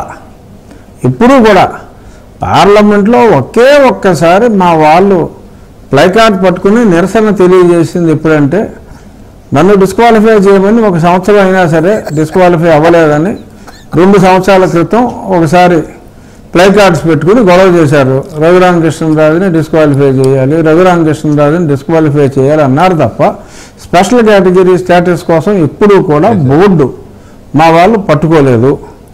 ఇది నిజం. సో శ్రీనివాసులు గారు చెప్పిన దాంతో నేను ఏకీభవిస్తున్నా. తర్వాత ఇంకోటి కూడా అన్నారు, ఏంటి, ఎప్పుడు అసలు మేము అడగకుండా కూడా వీళ్ళు ముందే అన్నిటికీ మద్దతు ఇచ్చేస్తున్నారన్నా మీ వాళ్ళు అని చెప్పి అన్నారు. ఇది కూడా పచ్చి నిజం. అసలు వాళ్ళు బిల్లు పెడతాం ఆలస్యం, మేము చేతులు ఎత్తేయటం ప్లస్ మాట్లాడేటప్పుడు కూడా ఏదైనా ఎప్పుడైనా మాట్లాడినా ఏదో చిన్న సవరణ లాంటిది ఊరికే ఏదో బిల్డప్ కోసం ఒక మాట అంటాం తప్ప హోల్హార్టెడ్లీ వీఆర్ సపోర్టింగ్ ద బిల్ అని అన్ని బిల్లుల్ని మేము సమర్థించడం తప్ప ఏ ఒక్క బిల్లు మీద కూడా మేము అపోజ్ చేసింది ఈ 4.5 సంవత్సరాల చరిత్రలో లేదు అన్నది నిజం. అలాగే 25 సీట్లకి 25 ఇస్తే స్పెషల్ కేటగిరీ స్టేటస్ సాధిస్తాను అని గట్టిగా అరిచి మరీ చెప్పిన తర్వాత అప్పుడు పాప ముఖ్యమంత్రి గారు కళ్ళు తెలేసి ఏమన్నా అంటే నాకు అడిగిని ఇచ్చారు కానీ వాళ్ళకి నేను అనుకున్న దానికన్నా ఎక్కువ ఇచ్చారు కాబట్టి మరేం చేస్తాం, ఈసారి అయినా భగవంతుడిని నాకు అడిగిని ఇచ్చి వాళ్ళకి మటుకు నాకు వచ్చిన సీట్లు కరెక్ట్గా షార్టేజ్ పెడితే నాకు రావాల్సింది నేను సాధించుకోగలుగుతానని చెప్పి ఆయన బేలతనంతో చెప్పారు. సో కాబట్టి అది కూడా ఆయన చెప్పిన మాట తప్పారు. జనం అయితే మాట తప్పలేదు. అతను 25 అడిగితే ఆల్మోస్ట్ రాజ్యసభతో కలిపి 32 ఇచ్చారు. అయినా సరే ఏం పీకలేకపోయాడు ఆయన. కనీసం పీకపోయినా పర్వాలేదు వెంకటకృష్ణ గారు, కనీసం మాట్లాడలేకపోయాడు ఆయన. అది దురదృష్టం. అసలు మాట్లాడలేకపోయారు. సో ఇక ఆఖరి కామెంటు బస్టాండ్లో బఠానీలకి నేనేం చెప్పలేను కానీ, ఎందుకంటే ఎవరి పనులు వాళ్ళకు ఉన్నాయి కాబట్టి మరి దారుణంగా బస్టాండ్లో బఠానీలు అమ్ముకోవాల్సిన అవసరం లేదు. ఆ ఒక్క విషయంలోనే నేను మా ఎంపీలందరి తరఫున మా శ్రీనివాస్ అన్నతో డిఫర్ అవుతున్నాను తప్ప మిగిలిన అన్నింటి గురించి నేను సంపూర్ణంగా ఏకీభవిస్తున్నా. అలాగే రామకృష్ణ గారు చెప్పింది, ఆయన ఏం మాట్లాడినా ఎప్పుడు మాట్లాడినా కన్స్ట్రక్టివ్గా ఉంటుంది. నిజమైన కమ్యూనిస్ట్ నాయకుల్లో నాకు నచ్చేది అదే, నిర్మోహమాటంగా ఉన్నట్టు చెప్తారు. వాళ్ళు ఎప్పుడు కూడా విలువలకే కట్టుబడి ఉంటారు కాబట్టి ఆయన మాట్లాడింది కూడా ఆచితూచి మాట్లాడారు కాబట్టి ఆయన చెప్పిన దాంట్లో ఏమి ఖండించడానికి ఏమీ లేదు, నోరు మూసుకుని ఏకీభవించడం తప్ప. ఎస్, ఆయనకు అన్నీ తెలుసు, జగన్మోహన్ రెడ్డికి ఆయన చెప్పినట్టు అన్నీ తెలుసు. ఆయన ఎలాగో దుకాణం సర్దేసి పనిలో ఇలాగా చేస్తున్నారు అనేది ఆయన మాటలో డెఫినెట్గా విశ్వసించదగిన మాటలో ముందుగా మైండ్ గేమ్ ఆడారని చెప్పారు. కరెక్ట్, వై నాట్ 175 అని చెప్పి ఆడారు మైండ్ గేము. తర్వాత అప్పుడు కొంచెం ఎలక్షన్లో ఈ ఓట్లు, దొంగ ఓట్లు ఇవన్నిటిని కూడా మేనేజ్ చేసుకున్నారు. కానీ ప్రతిపక్షాలు ఈ రకంగా బాగా శక్తి పుంజుకుని మరి చంద్రబాబు నాయుడు గారు అంత తొందరగా జైలు నుంచి బయటకు వస్తారని కూడా ఎక్స్పెక్ట్ చేయలేదు. వచ్చిన తర్వాత మరి ఆయన సరికొత్త మరి ఉత్సాహంతో మరి పనిచేయటం, ఈ దొంగ ఓట్లు ఎవరినైతే తీసేసారో వాళ్ళందరూ కూడా మళ్ళీ తిరిగి ఏది ఉన్న ఓట్లు తీసేస్తే కూడా చాలామంది తిరిగి ఓట్లు తెచ్చుకోగలగటం, ఈ పరిణామాలతో బెత్తరపోయి మరి సర్దుకుందాము అని ప్రయత్నం చేస్తున్న మాట. దుకాణం సర్దేద్దాం, వెళ్ళిపోయేటప్పుడు నీట్గా మరి ఇంకేమన్నా ఆయన ఊహల్లో అనుకున్న దానికి ఏమన్నా షార్ట్ ఫాల్ ఉంటే అది కూడా సర్దుకునే ప్రయత్నం చేస్తున్నారేమో తెలీదు. ఒకటి మటుకు సత్యం, నా ప్రస్తుత పార్టీ అతి దారుణంగా ఓడిపోబోతోంది అనేది నిజం. వెంకటకృష్ణ గారు మొన్నటిదాకా 30 అనుకున్నాం, మరి ఇప్పుడు ఆ షర్మిల పార్టీ అంటే షర్మిల తన కాంగ్రెస్ పార్టీలోకి రావటం, మరి తనని అధ్యక్షురాలుగా షర్మిలాని చేసినప్పుడు డెఫినెట్గా ఒక 5-6% ఓట్లైనా 1% నుంచి 6% పెంచుకోగలిగితే వాళ్ళకేం కమ్యూనిస్ట్ ఓట్లు రావు, తెలుగుదేశం ఓట్లు రావు. ఏదైతే కాంగ్రెస్ పార్టీ నుంచి జగన్మోహన్ రెడ్డి గారు లాక్కెళ్ళారో అయ్యే ఓట్లు వస్తాయి కాబట్టి ఇప్పుడున్న ప్రతిపక్షం ఓట్లకి ఏమి ఇబ్బంది రాదు. సో ఆ ఓటమి మరింత పెద్ద ఓటమిగా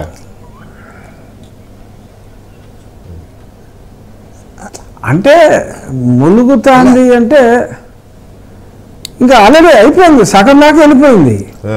సో ఇంకా దాన్ని మనం లాగడం అది టైటానిక్. టైటానిక్ సీన్లు ఏమైనా ఉంటాయో చూద్దాం. టైటానిక్ లో మంచి మంచి దృశ్యాలు ఉంటాయి. సగం మునిగిన తర్వాత టైటానిక్ లో ఉన్నట్టు పొలిటికల్ సీన్లు ఏమైనా ఉంటాయో చూద్దాం. తొందర అప్పుడే మీరు ముంచేస్తున్నారు దాన్ని. రఘురామకృష్ణరాజు గారు చెప్పేది కరెక్టే, అంతేనా? మునిగిపోక తప్పదు, అది దాని పని అయిపోయింది, ఎప్పుడో 6 నెలల క్రితమే అయిపోయింది. ఇప్పుడు కనపడుతుంది అంతే.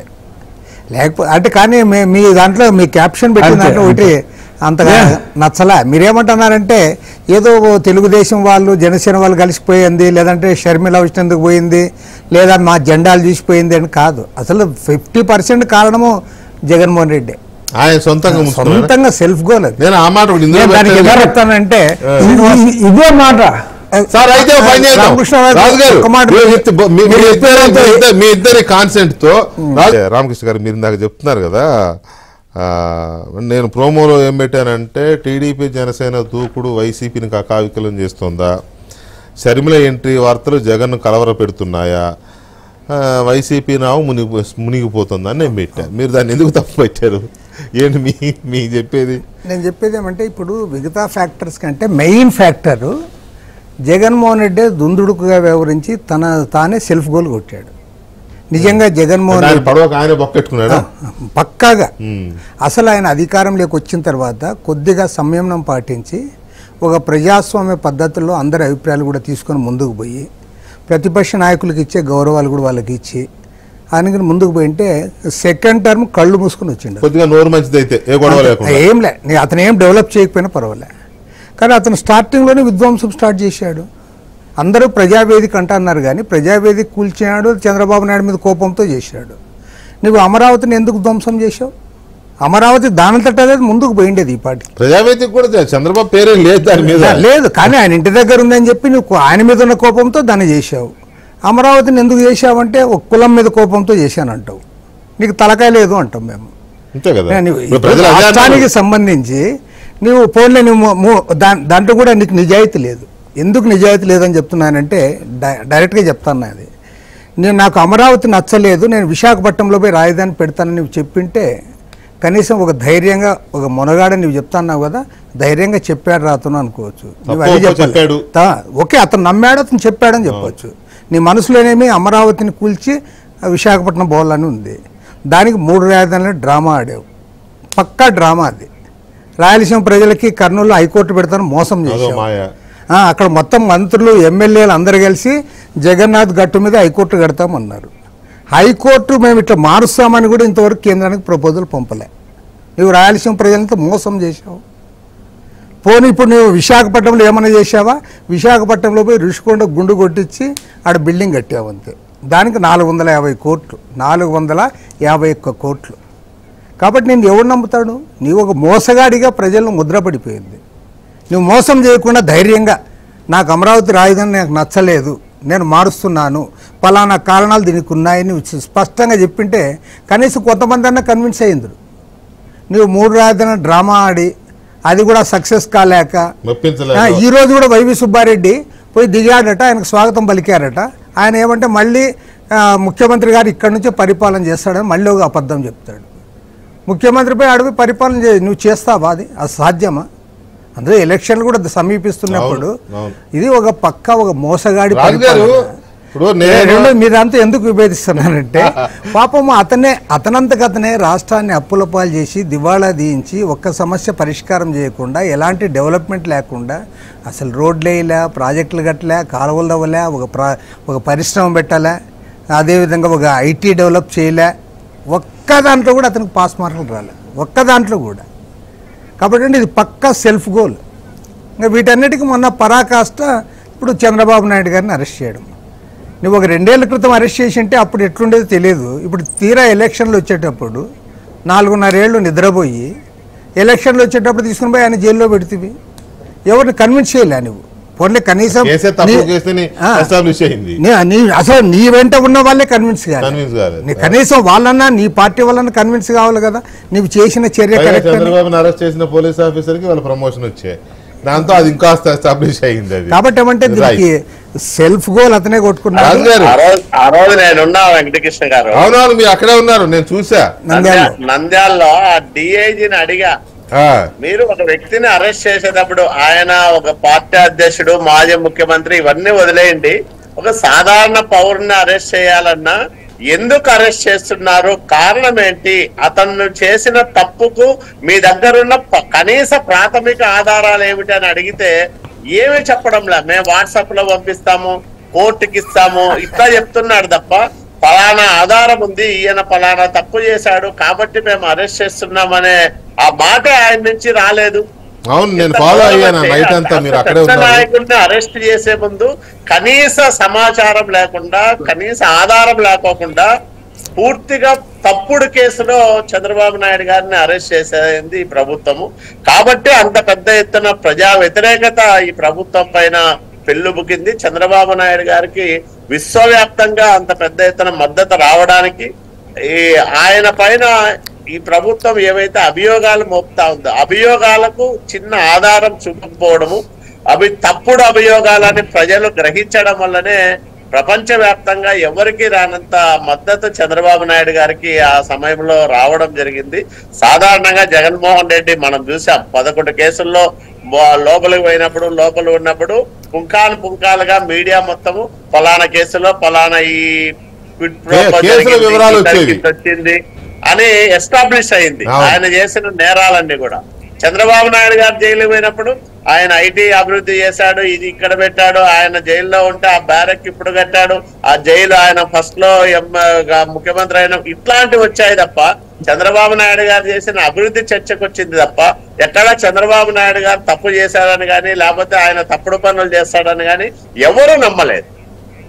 ఈవెన్ వైసీపీ వాళ్ళు కూడా గట్టిగా ఎక్కడ చెప్పలేకపోయినారు. ఇతను పెంపుడు కుక్కలు లాంటి కొంతమంది ఇష్టానుసారం మాట్లాడారు తప్ప కొంత హేతుబద్ధ రాజకీయాలు చేసేవాళ్ళు, గౌరవప్రదమైన రాజకీయాలు చేసేవాళ్ళు ఎవరు కూడా చంద్రబాబు నాయుడు గారిని కామెంట్ చేసే సాహసం కూడా చేయలేకపోయినారు ఆ పరిస్థితుల్లో. ఇందాక రామకృష్ణ గారు చెప్పారు, మోసగాడే కాదు ఒక సైకో. ఇప్పుడు అక్కడ ప్రజావేదికను కూల్చాడు. చంద్రబాబు నాయుడు గారు ఇంట్లో నుంచి బయటకు వచ్చినప్పుడు మళ్ళా ఇంట్లోకి పోయినప్పుడు ఆ కూలిన శిథిలాలను చూడాలా, బాధపడాలా, చంద్రబాబు నాయుడు గారు బాధపడితే ఆనందపడాలి ఎక్కడో తాడేపల్లి ప్యాలెస్ లో కూర్చొని. ఇట్లాంటి ఒక సైకో మనస్తత్వం, ఎదుటోళ్ళు బాధపడితే ఆ ఆనందం పొందే ఆ విచిత్రమైన మనస్తత్వము మామూలు మనుషులకు ఉండదు. ఇట్లాంటి సైకోలకు శాడిస్టులకే ఉంటది. కాబట్టే జగన్మోహన్ రెడ్డి శాడిజానికి సైకో మనస్తత్వానికి రాష్ట్రం సర్వనాశనమైంది. అన్ని వర్గాల ప్రజలు బాధపడుతున్నారు. నేను పల్లెల్లో తిరుగుతుంటే ప్రతి ఒక్కరూ చెప్తున్నారు, క్షేత్రస్థాయిలో గ్రామీణ స్థాయిలో రాజకీయ నాయకత్వాన్ని పూర్తిగా కిల్ చేసి పెట్టాడు. ఎవరు ఈ రోజు వైసీపీ నాయకుడు ఇంటి దగ్గర పోయి మాకు పెన్షన్ ఇమ్మనో, మాకు ఇల్లు ఇమ్మనో, లేకపోతే మా సమస్య ఇదనో ఎవరు చెప్పుకోవడం లేదు. వాళ్ళే బాధపడుతున్నారు. ఏంటి మా ప్రభుత్వం వచ్చి మాకు విలువ లేకుండా పోయింది, అసలు ముందే గౌరవం ఉండేది, మేము కనీసం మా ప్రభుత్వం లేదని చెప్పుకునే వాళ్ళము, మా పార్టీ అధికారంలో లేదు కదా మేమేం చేస్తామని చెప్పేవాళ్ళము.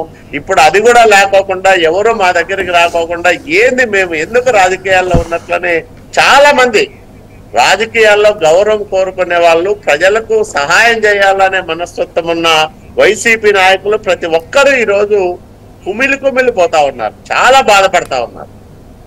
రైట్ రాజు గారు, ఇప్పుడు అంటే నేను ఇచ్చిన ప్రోమోలో టీడీపీ జనసేన పార్టీల కలయిక లేకపోతే ఆ రెండు పార్టీల దూకుడు వైసీపీని కకావికలం చేస్తుందా, లేదా షర్మిల అదే షర్మిల గారు కాంగ్రెస్ పార్టీలో చేరి రీఎంట్రీ ఏపీలో ఎంట్రీ ఇవ్వడం కూడా జగన్ ని కలవర పెడుతుందా, ఈ పడవ మునిగిపోతుందా అని నేను రాస్తే రామకృష్ణ గారు అంటారు అది కాదు, ఆయన పడవ ఆయనే బొక్కెట్టుకున్నాడు, అది మునిగిపోవడానికి ఆయనే కారణం, ప్రజలేమో ఆ షిప్లోంచి దూకేశారు, ఈ పడవ నాకు వద్దు నాయన, నీ పడవ మాకొద్దు, నీ పడవ నువ్వే నడుపుకొని అది దూకేసరికి ఆయన బొక్క పెట్టుకున్నాడు అనేది. సో ఇప్పుడు దీని మీద చెప్పండి మీరు. రెండోది అది అడుగుతాను కానీ అది డెఫినెట్గా జగన్మోహన్ రెడ్డి గారి స్వయంకృత అపరాధం యాజ్ ప్లేడ్ కీ రోల్ అనే దాంట్లో ఎటువంటి సందేహం లేదు. ఇప్పుడు మనం ఇది మాట్లాడుకుంటామంటే నాకు ఎవరో మెసేజ్ పెట్టారు, తెలుగుదేశం జనసేన కకావికలం చేసింది ఇవన్నీ ఏంటండి రాజుగారు, అసలు ఫస్ట్ మొదలుపెట్టి నిజంగా తెలుగు వైసీపీని కకావికలం చేసింది మీరైతే వాళ్ళందరూ గొప్పలు చెప్తున్నారంటే ఎవరో మెసేజ్ పెట్టారు. నేను లైట్ రూమ్ చెప్తున్నాను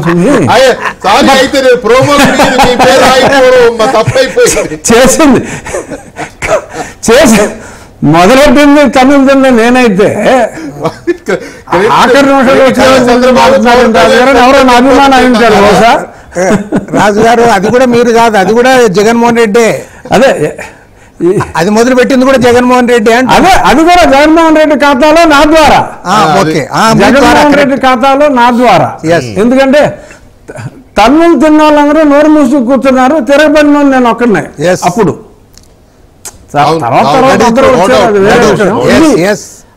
ఇది ఎవరో నా అభిమానం చెప్తే మీరే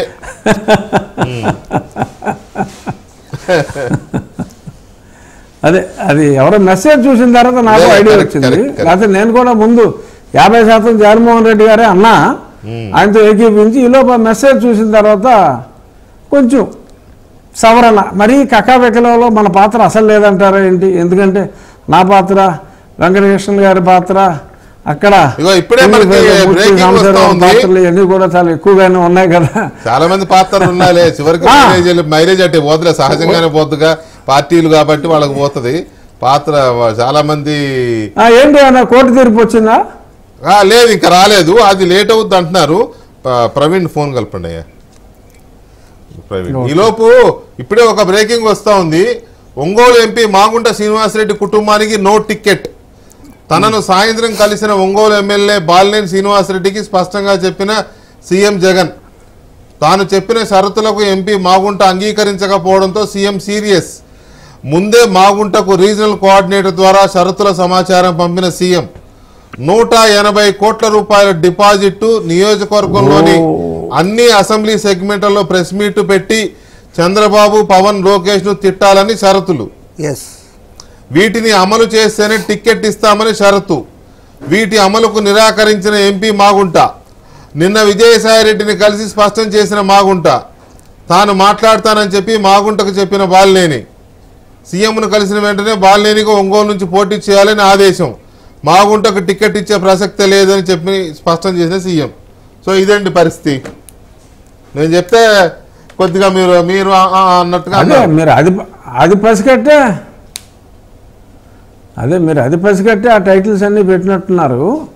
కానీ నాకు తెలిసి అసలు శ్రీనివాసులు రెడ్డి గారు ఆయనకి అసలు ఇంట్రెస్ట్ లేదు పోటీ చేయాలని. ఆయన మనసు విరిగిపోయింది. ఎందుకంటే అసలు ఆయనకి రావాల్సిన బకాయే అసలు 5 సంవత్సరాల్లో ఆ బకాయి తీర్చలా. నిన్నగాక మొన్న సప్లై చేసిన సరుక్కి, పనికిరాని సరుక్కి కనీసం డీనేజ్ ఏంటది ఎక్స్ట్రా న్యూట్రల్ ఆల్కహాల్ బదులు ఏదో పనికిరాని ఆల్కహాల్ సప్లై చేసిన, రంగు వేసి సప్లై చేసిన వాళ్ళకు కూడా 48 గంటల్లో పేమెంట్లు ఇచ్చారు. కానీ సిసలైన సరుకు సప్లై చేసిన ఆయనకి ఇంకా చాలా పేమెంట్ కూడా పెండింగ్లో ఉంది. అసలు ఆయనకి నాకు తెలిసి టైం కూడా ఈ 5 సంవత్సరాల్లో 2-3 సార్లు కలిసి ఉంటాడు మహానుభావుడు. సో కాబట్టి మరి అది ఇన్ఫీరియారిటీ కాంప్లెక్స్ అనుకోవాలా ఏంటో. ఎందుకంటే తనకన్నా ఒకప్పుడు ఆర్థికంగా ఎంతో ఎత్తులో ఉన్న మరి నెల్లూరు రెడ్లు అంటే కొంచెం పవర్ఫుల్ రెడ్లు కాబట్టి మరి వాళ్ళని కలవటానికి మరి ఇష్టం లేకో మరేదో ఆయనలో అసంతృప్తి గూడు కట్టుకుని ఉన్న మాట వాస్తవం. మరి అది ఈరోజు మీరన్న ఆ హెవీ డిమాండ్తో మరి డెఫినెట్గా సరైన సమయం కోసం ఎదురు చూస్తూ ఉంటారు. అమ్మయ్య ఆ భగవంతుడు నన్ను ఇన్నాళ్ళకి కరికరించాడు రా బాబు అని చెప్పి మరి ఆయన బయటపడినట్టున్నారు. సో డెఫినెట్గా ఈ వార్త నిజమైతే కంగ్రాచులేషన్స్ మా శ్రీనివాసులు రెడ్డి గారికి. ఆయన అదృష్టవంతుడు. ఇంకా ఆయనకి అంతా మంచిగా జరుగుతుంది. ఒక ఊబి నుంచి ఆయన బయటపడిపోయారు కాబట్టి అనవసరంగా ఆయన చాలా నేలాపనందలు కూడా మోయవలసి వచ్చింది. నాకు తెలిసి అత్యంత చాలా ఈజీగా బయటపడ్డారు. సరే అంటే నేను బయటకు వచ్చినప్పుడు 3rd డిగ్రీలు లేకుండా ఈజీగా బయటపడ్డారు. అలా అదంటారా? ఓకే ఆ విషయంలో ఓకే. కానీ నేను బయటకు వచ్చినప్పుడు వెంకటకృష్ణ గారు ఇతని విధానాలు చూసి అసహించుకుని 6 నెలల్లోనే నేను బయటకు వచ్చాను తప్ప ఇతను ఇంత దారుణంగా ఆ తర్వాత సెల్ఫ్ గోల్ వేసేసుకుని ఇందాక రామకృష్ణ గారు చెప్పినట్టు అదే పీర్ల పండుగలో అలా కొరలోచుకుని సొంతంగా కొట్టేసుకుని బాగా అలాగే చేసేసుకుంటాడని చెప్పి నేను అనుకోలే. అతను డెఫినెట్గా ఏదో 5 ఏళ్ళు 10 ఏళ్ళు ఇంకో 10 ఏళ్ళు ఉంటాడేమో అని అనుకున్నాను. కానీ ఇంత దారుణంగా సెల్ఫ్ గోల్ వేసేసుకుని చిత్తుగా తనను తాను ఓడించుకోవడంలో ప్రముఖ పాత్ర ఆయనే వహిస్తాడని చెప్పి నేను అనుకోలే. ఏదో రామకృష్ణ గారో మేమో తెలుగుదేశమో జనసేన అనుకున్నాం. కానీ 50% లైన్స్ షేర్ అతను కొట్టేస్తాడని మటుకు మేము ఊహించలేదు. ఆ విషయంలో రామకృష్ణ గారితో నేను సంపూర్ణంగా ఏకీభవిస్తా. వెంకటకృష్ణ గారు నాకు ఏదో ప్రీ వెడ్డింగ్ డిన్నర్ ఒకటి ఉంది. Take leave sir. Thank you. అక్కడ ఉన్న లేటెస్ట్ గా జాయిన్ అయిన విక్రమ్ గారికి నమస్కారం. గురువారం రామకృష్ణ గారు ఉంటా. నా పేరులో సగం Ramakrishna garu. Thank you. Right sir. Thank you. ఉంటాను శ్రీనివాస్ అన్న. నమస్తే. Thank you. So humour and criticism Raju garu. అవును రైట్. అయితే ఇక్కడ మనం సినిమాకి సంబంధించి వ్యూహం సినిమాకి సంబంధించి వాళ్ళ డే లాంగ్ ఆర్గ్యుమెంట్స్ జరిగినాయి కోర్టులో. జడ్జిమెంట్ వాళ్ళు ఇస్తారనుకుంటే ఇంకా ఆర్గ్యుమెంట్స్ అయిన తర్వాత ఆర్డర్ రిజర్వ్ చేశారు. లేట్ నైట్ వస్తుంది అని అంటున్నారు. 10కో 11కో వచ్చే అవకాశం ఉంది అంటున్నారు. అసలు ఎందుకు అంత లేట్ అయింది ఆర్గ్యుమెంట్ సంబంధించి? వ్యూహం సినిమా యాక్చువల్గా రేపే రిలీజ్, వాళ్ళు ముందు ప్రకటించుకున్న డేటు. ఆ సినిమా మీద రకరకాల గొడవలు అవుతున్నాయి. ఆల్రెడీ దాని మీద బయట మీడియాలో కూడా కొలికపూడి శ్రీనివాసరావు గారు రామ్ గోపాల్ వర్మని ఏదో అనడం, ఆయన వెళ్ళి అక్కడ కేసు పెట్టడం, ఇలాంటి డెవలప్మెంట్స్ కూడా జరిగినాయి. అయితే వ్యూహం సినిమాకు సంబంధించి కోర్టులో ఏం జరిగింది, ఆర్డర్ ఎందుకు డిలే అవుతుంది అనే దాని మీద మా కరెస్పాండెంట్ ప్రవీణ్ అప్డేట్స్ ఇస్తారు. ప్రవీణ్, ఏ ఆర్డర్ ఎందుకు లేట్ అయింది, ఎప్పటికొచ్చే అవకాశం ఉంది? అయితే ఉదయం 11 గంటల నుంచి కూడా సాయంత్రం 5 గంటల వరకు సుదీర్ఘంగా వ్యూహం సినిమాకి సంబంధించి వాదనలు కూడా కొనసాగాయి. కానీ జడ్జిమెంట్ అయితే మాత్రం రేపు ఉదయం 10:30 గంటలకు ఇస్తామని జడ్జి చెప్పినప్పటికీ కూడా ఇరు అంటే ఇటు లోకేష్ తరపు న్యాయవాదులు కావచ్చు, మరోవైపు ఆర్జీవీ తరపు న్యాయవాదులు అయితే మాత్రం రేపే సినిమా రిలీజ్ ఉంది కాబట్టి ఈ రోజే జడ్జిమెంట్ ఇవ్వాలంటూ కూడా న్యాయస్థానం కూడా చెప్పినటువంటి పరిస్థితి. దీంతో ఎండ్ ఆఫ్ ది డేలో నేను జడ్జిమెంట్ ఇస్తానంటూ కూడా హైకోర్టు కూడా చెప్పినటువంటి మాట. ఎండ్ ఆఫ్ ది డే అంటే రాత్రి 12 గంటల లోపల ఎప్పుడైనా కూడా ఈ యొక్క జడ్జిమెంట్ వచ్చేటువంటి అవకాశం అయితే కనపడుతుంది. ఇక సుదీర్ఘ వాదనలో అయితే మాత్రం ఇటు లోకేష్ తరపు న్యాయవాదులు అయితే మాత్రం ఇది వ్యక్తిగతంగా టార్గెట్ చేస్తూ, మరోవైపు టీడీపీ, కాంగ్రెస్, జనసేన పార్టీలను కూడా టార్గెట్ చేస్తూ ఈ సినిమా రూపొందించారు కాబట్టి ఈ సినిమాని ఇప్పుడు ఒకవేళ ఏపీలో జరగబోయేటువంటి ఎన్నికలు ఉన్నాయి, ఇప్పుడు రిలీజ్ చేసినట్లయితే ఏపీలో ఎన్నికల ప్రభావం చూపేటువంటి అవకాశం ఉంటుంది కాబట్టి సెన్సార్ బోర్డు సర్టిఫికేట్ ను రద్దు చేయాలని కోరుతూ వాళ్ళు వాదనలు కూడా వినిపించడం జరిగింది. మరోవైపు ఇటు ఆర్జీవీ తరపున అయితే మాత్రం ఎంపీ నిరంజన్ రెడ్డి కూడా తన వాదనలు వినిపించారు. అతను చెప్పేటువంటి వాదనలు ఏంటంటే సినిమానే మీరు ఇంకా చూడలేదు కాబట్టి సినిమా చూసిన తర్వాత మీకు ఏవైనా అభ్యంతరాలు ఉంటే మీరు పరువు నష్ట దావా వేయచ్చు, కానీ సినిమాను అడ్డుకునేటువంటి హక్కు మీకు లేదనేటువంటి అంశాన్ని వాళ్ళు పదే కోర్టు ముందు కూడా చెప్పినటువంటి మాట. మరి ఇరు వాదనలు విన్నటువంటి కోర్టు మరికొద్దిసేపట్లో ఎలాంటి నిర్ణయం తీసుకోబోతుంది? సెన్సార్ జడ్జి గారు 9 గంటలకు ఇచ్చినా 10 గంటలకు ఇచ్చినా వారు జడ్జి గారు ఇచ్చే ఆర్డర్ ఫైనల్ అనుకో, కానీ ఆర్గ్యుమెంట్స్ బేస్ చేసుకునే మూడ్ ఆఫ్ ది కోర్టులో ఇరుపక్షాల లాయర్లు లేదా అబ్జర్వ్ చేసిన ఇతర లాయర్లు, ఇతర వీళ్ళు వ్యక్తులు ఉంటారు కదా, ఆ మూడ్ ఆఫ్ ది కోర్టు ఎలా అనిపించింది? వ్యూహం సినిమాకి అనుకూలంగా అనిపించిందా, ప్రతికూలంగా అనిపించిందా? Expert opinion. గతంలో ఉయ్యాలవాడ నరసింహారెడ్డి సినిమా సమయంలో కావచ్చు, తర్వాత దట్టి పిక్చర్ సంబంధించినటువంటి సినిమా కావచ్చు, సుప్రీంకోర్టులో జరిగినటువంటి గతంలో అర్షద్ మెహదా కేసును కూడా వీటన్నిటిని ఉదాహరణగా పెట్టే ఈ రోజు నిరంజన్ రెడ్డి తన వాదనలు వినిపించడం జరిగింది. ఫ్రీడమ్ ఆఫ్ స్పీచ్ కింద ఖచ్చితంగా సినిమాను రిలీజ్ చేయాలి, అందులో అభ్యంతరాలు ఉన్నట్లయితే ఖచ్చితంగా మీరు పరువు నష్ట దావా వేయచ్చు అనేటువంటి అంశాన్ని చెప్పినప్పుడు సెన్సార్ బోర్డు ఏమనుకుంటుంది, సోలిటర్ జనరల్ ఏమనుకుంటున్నాడు, మీ వాదనలు వినిపించండి అంటూ కూడా కేంద్ర ప్రభుత్వం తరఫున సోలిటర్ జనరల్ కూడా తన వాదనలు వినిపించారు. ఆ వాదనలు వినిపించినప్పుడు అయితే మాత్రం మేము సెన్సార్ కు సంబంధించినటువంటి సభ్యులు, నిపుణుల కమిటీ కూడా ఇందులో ఏవైతే అభ్యంతరకరమైనటువంటి సన్నివేశాలు ఉన్నాయో అవన్నీ తొలగించారు కాబట్టి మాకు ఎలాంటి అభ్యంతరం లేదనేది సెన్సార్ బోర్డు నుంచి కూడా వారి వాదనలు వినిపించారు కాబట్టి ఖచ్చితంగా వ్యూహం సినిమాకి అయితే మాత్రం రిలీజ్ కు ఖచ్చితంగా అనుకూలంగానే తీర్పు వస్తుంది అనేది వాళ్ళు చెప్తున్నటువంటి మాట. సార్ మరి మరికొద్దిసేపట్లో అంటే ఆర్డర్ కాపీ కూడా టైప్ చేస్తూ ఉన్నారు. ఆర్డర్ కాపీ మరికొద్దిసేపట్లో వచ్చిన తర్వాత ఆర్డర్ కూడా వచ్చేటువంటి అవకాశం ఉంటుంది కాబట్టి ఖచ్చితంగా వ్యూహం సినిమాకి అయితే మాత్రం లైన్ క్లియర్ అవుతుంది. గతంలో ఉన్నటువంటి జడ్జిమెంట్ల ఆధారంగా చేసుకుని వ్యూహం సినిమాకు లైన్ క్లియర్ అవుతుంది. రేపు యథావిధిగా సినిమాను వాళ్ళు విడుదల చేసుకునేటువంటి అవకాశం ఉంటుంది అనేది చాలా మంది న్యాయవాదులు కావచ్చు గతంలో జడ్జిమెంట్లను చూస్తే మాత్రం అర్థమవుతుంది. మరి ఈ రోజు వాదనలు ఏవి మెరిట్స్ ఉంటాయి, ఆ మెరిట్స్ ఆధారంగా చేసుకొని ఈ రోజు జడ్జిమెంట్ ఉంటుంది కాబట్టి మరి ఈ జడ్జిమెంట్ ఎలా ఉండబోతుంది అనేది మాత్రం మరికొద్దిసేపట్లో క్లారిటీ వచ్చేటువంటి అవకాశం అయితే కనపడుతుంది sir. Right Raveen, thank you. ఇక్కడ ఒక విషయాన్ని గమనిస్తే తెలుగుదేశం పార్టీ అధినేతలకు మీదనే ఎక్కువగా ఈ సినిమాలు వస్తున్నాయి తెలుగులో. రాజకీయ పరమైన గతంలో ఎన్టీ రామారావు గారి పేరు మీద మండలాధీశుడని, లేకపోతే ఎం ధర్మరాజు, లేకపోతే ఇంకోటి ఇట్లాంటివన్నీ ఎన్టీ రామారావు గారి మీద వచ్చిన సందర్భాలు ఎక్కువగా ఉన్నాయి. ఇప్పుడేమో చంద్రబాబు నాయుడు గారి మీద వరుస పెట్టి తీస్తున్నారు. వారికి మద్దతు పలుకుతున్నారనో లేకపోతే వారితో పొత్తు పెట్టుకున్నారనో పవన్ కళ్యాణ్ గారి మీద రామ్ గోపాల్ వర్మ తీస్తున్న సినిమాలు. ఇది ఎందుకు ఈ రకమైన ఇది వస్తుంది? ఏదన్నా సెలబ్రిటీకి సంబంధించి లేకపోతే ఇంకేదైనా హిస్టరీకి సంబంధించి తీసినప్పుడు ఎక్కడైనా 1-2 తప్పులు దొరలొచ్చు, లేకపోతే అది వేరు. కానీ ఇక్కడ ప్రజా జీవితంలో ఉండి సుదీర్ఘకాలం రాజకీయాల్లో ఉన్న వాళ్ళ క్యారెక్టర్స్ని అసాసినేట్ చేసే విధంగా, లేకపోతే వాళ్ళ క్యారెక్టర్స్ని నెగిటివ్ షేడ్లో చూపించే విధంగా, లేకపోతే వాళ్ళని అవమానించే విధంగా, అగౌరవపరిచే విధంగా క్యారెక్టర్స్ని క్రియేట్ చేసి పోలికలు కొంచెం సిమిలర్ పోలికలు ఉన్న వ్యక్తుల్ని పట్టుకొచ్చి వాళ్ళని పెట్టి సినిమాలు తీసి వాళ్ళ అభిమానుల మనోభావాలు దెబ్బతీయడం, వాళ్ళ ఫ్యామిలీ వాళ్ళ కుటుంబ సభ్యుల మనోభావాలు దెబ్బతీయడం ఇలాంటి వ్యవహారాలకి ఈ కొంతమంది సినిమా పర్టికులర్గా రామ్ గోపాల్ వర్మ లాంటి వ్యక్తులు ఎందుకు పాల్పడుతున్నారు అనేది ఒక చర్చ. వాళ్ళ కోర్టులో ఆర్గ్యుమెంట్ సుదీర్ఘంగా జరిగినాయి. కోర్టులో నిరంజన్ రెడ్డి వాళ్ళ ఎంపీ, వాళ్ళ అడ్వకేట్, వాళ్ళ ఎంపీఏ కాబట్టి ఆయన దాన్ని డెఫినెట్గా బాగా డిఫెండ్ చేసుకునే అవకాశం ఉంది వర్మ గారి తరఫున. రేపొద్దున ఎవరన్నా మరి జగన్మోహన్ రెడ్డి గారి మీదనో లేకపోతే వివేకానంద రెడ్డి గారి హత్య మీదనో లేకపోతే చాలా కుటుంబాల్లో చాలా అరాచకాలు జరుగుతూ ఉంటాయి. వాటి మీద సినిమా తీసినప్పుడు మరి ఇవే ఉదాహరణలు చూపిస్తారు. అప్పుడు కూడా కోర్టులో అనుకోకుండా ఇదే ఇప్పుడు జడ్జిమెంట్ ఇచ్చే జడ్జి గారి దగ్గరకో లేకపోతే ఇదే తెలంగాణ హైకోర్టులోనో కేసు పడింది అనుకో, అప్పుడు కూడా మన జడ్జిమెంట్ ఇలాగే వస్తాయి. అప్పుడు కూడా జగన్మోహన్ రెడ్డి గారు లేకపోతే వాళ్ళ కుటుంబ సభ్యులు అదే సినిమాకి థియేటర్కి వెళ్ళి చూస్తారా లేకపోతే కళ్ళు మూసుకుని కూర్చుంటారా, దాని మీద కూడా చర్చిద్దాం. ఈ వ్యూహం సినిమాకి సంబంధించి తెలుగుదేశం పార్టీ గారు కూడా ఉన్నారు.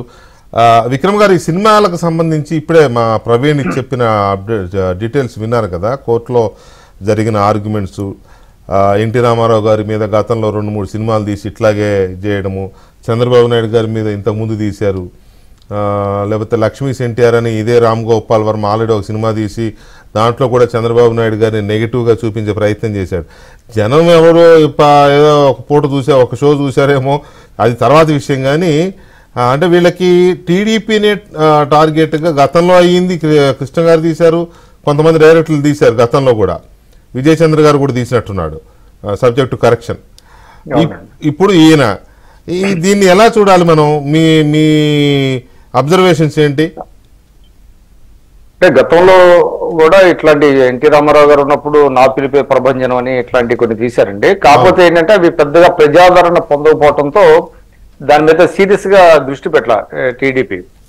ఏదో తీసుకుంటున్నారు పర్లేదులే అన్నట్టుగా వదిలేశారు. సరే, చంద్రబాబు నాయుడు గారు కూడా నాకు తెలిసి ఆయన తన మీద వచ్చినటువంటి కొన్ని విమర్శలను కూడా చాలా లైట్ గా తీసుకునేటువంటి మనస్తత్వం ఉంది. పోనీ అని వదిలేసి ఏదో మనం ఏదో డెవలప్మెంట్లో దృష్టిలో పడ్డా అనుకునే వాళ్ళు అనుకున్నారు. కానీ అవి ఏమైపోయినాయంటే చివరికి ఖండించకపోవడంతో అబద్ధాలు నిజాలుగా స్థిరపడిపోయింది కొన్ని చాలా సందర్భాల్లో. ఆ విధంగా ఇవాళ ఇప్పుడు ఆయన ఎప్పుడైతే లక్ష్మీ ఎన్టీఆర్ ఇవన్నీ కూడా తీసినప్పుడు కొంత దాని మీద తెలుగుదేశం కూడా దృష్టి పెట్టుంటే బాగుండేది. ఎట్లాగా కంటైన్ చేయాలి, కట్టేలు చేయాలి అనే దాని మీద. ఆయన ఏమంటాడంటే, నేను పొద్దున కూడా ఒక డిబేట్ చూస్తున్నా, ఆర్టికల్ 19 ఉటంకిస్తున్నాడు రామ్ గోపాల్ వర్మ. అంటే నాకు స్వేచ్ఛ ఉన్నది, అంటే రాజ్యాంగం ప్రసాదించినటువంటి స్వేచ్ఛ, భావ ప్రకటన స్వేచ్ఛ ఉంది. ఆ భావ ప్రకటన స్వేచ్ఛ ప్రకారం నేను ఏదైనా చేయొచ్చు అని వినిపిస్తున్నాడు. జిఎస్టీ లాంటి బూత్ సినిమా తీసి చూపించే స్వేచ్ఛ కూడా ఉంటుంది ఆయనకి, ఉంటుందని చెప్తున్నాడు. కానీ ఆ స్వేచ్ఛ ఎవరు, ఇందాక మీరు కరెక్ట్ గా అన్నట్టుగా ఇంగ్లీష్ లో సాగుతుంది, your freedom ends where my nose begins అంటారు. కరెక్ట్, అది మన కాన్స్టిట్యూషన్ లో ఉంది, అది ఉన్నది. కాబట్టి అతని ఇష్టానుసారం చేయటానికి ఎట్టి పరిస్థితుల్లో అది సమాజం అంగీకరించదు, చట్టం కూడా అంగీకరించదు. నేను అనుకోవటం పాజిటివ్ గా వచ్చేటువంటి అవకాశం ఉంది. కాకపోతే ఏంటంటే మనకి తెలుసు అవి ఆర్గ్యుమెంట్స్ మీద డిపెండ్ అయి ఉంటుంది, మనం సబ్మిట్ చేసేటువంటి సాక్ష్యాధారాల మీద ఉంటుంది. కనుక అంటే ముందుగానే మీరు దాని మీద నెగిటివ్ గా ఉంది అని ఎట్లాగ వస్తారు కన్క్లూజన్ కానీ ఏమన్నా కోర్టు వారంటే ఏమన్నా రిలీజ్ అవుతాం. కానీ అదర్వైజ్ నేను అనుకుంటాం రిలీజ్ అయిన తర్వాత కూడా కోర్టుకి వెళ్ళే అవకాశం కూడా ఉంటుందండి. రిలీజ్ అవ్వకముందు మనం అందులో కంటెంట్ ఏముందనేది మనకు తెలియదు కాబట్టి అది ఆర్గ్యుమెంట్స్ ఒక రకంగా ఉంటాయి. రిలీజ్ అయిన తర్వాత కూడా దాన్ని స్టాల్ చేసేటువంటి అవకాశం కూడా ఉంది. కాదు విక్రమ్ గారు, రిలీజ్ అయిన తర్వాత కూడా కోర్టుకు వెళ్ళే అవకాశం ఎలాగో ఉంటది. కానీ అసలు కోర్టుకు వెళ్ళే టైం లేకుండానే సినిమా ఇంటికి వెళ్ళిపోద్ది కదండి. ఎన్ని చూడలేదు మనం, వెళ్ళిపోతుంది. ఎందుకంటే క్రిష్ అంత కష్టపడి కథానాయకుడు ఎన్టీ రామారావు గారి ఇది బాలకృష్ణ యాక్ట్ చేసిన 2 పార్ట్లు తీస్తే ఏమైంది, సినిమా అంత పెద్దగా అభిమానులు చూశారు, మంచి సినిమా అన్నారు కానీ అవార్డు రేంజ్ లో ఉంది. కానీ కమర్షియల్ గా రావట్లేదా, అది టైమింగ్ కరెక్ట్ కాదు. ఇప్పుడు ఈయన తీసిన లక్ష్మీ ఎన్టీఆర్ ఏమైంది, ఎవరు చూడలా థియేటర్స్ లో, ఓటీటీలో వచ్చినాక పుక్కట్లో వస్తుందని చూశారు కొంతమంది, అంతే. గోపాల్ వర్మ తీసే సినిమాల మీద సీరియస్నెస్ చాలా తగ్గిపోయి చాలా కాలం అయిందండి. అప్సర్డ్ సినిమాలు తీస్తున్నాడు అనేది చాలా మంది తెలిసింది. దాని మీద అందరూ పెద్దగా దృష్టి పెట్టలేదు. బట్ తెలుగుదేశంలో కూడా దీని మీద పెద్దగా దృష్టి పెట్టినట్టు లేదు. పెద్దగా అతను ఏం చేయగలడులే అన్నట్టుగా నేను అనుకుంటా ఒక రకమైనటువంటి లీనియంట్ యాటిట్యూడ్ తో వెళ్ళినట్టున్నారు. మరి అక్కడ కాలువ శ్రీనివాసులు గారు ఉన్నారు, ఆయన చెప్పాలి మరి. అవును, అదే అడగాలనుకుంటున్నాం కాలువ శ్రీనివాసులు గారు. నిజానికి రామ్ గోపాల్ వర్మ గారి విషయంలో తెలుగుదేశం పార్టీ కానీ ఈవెన్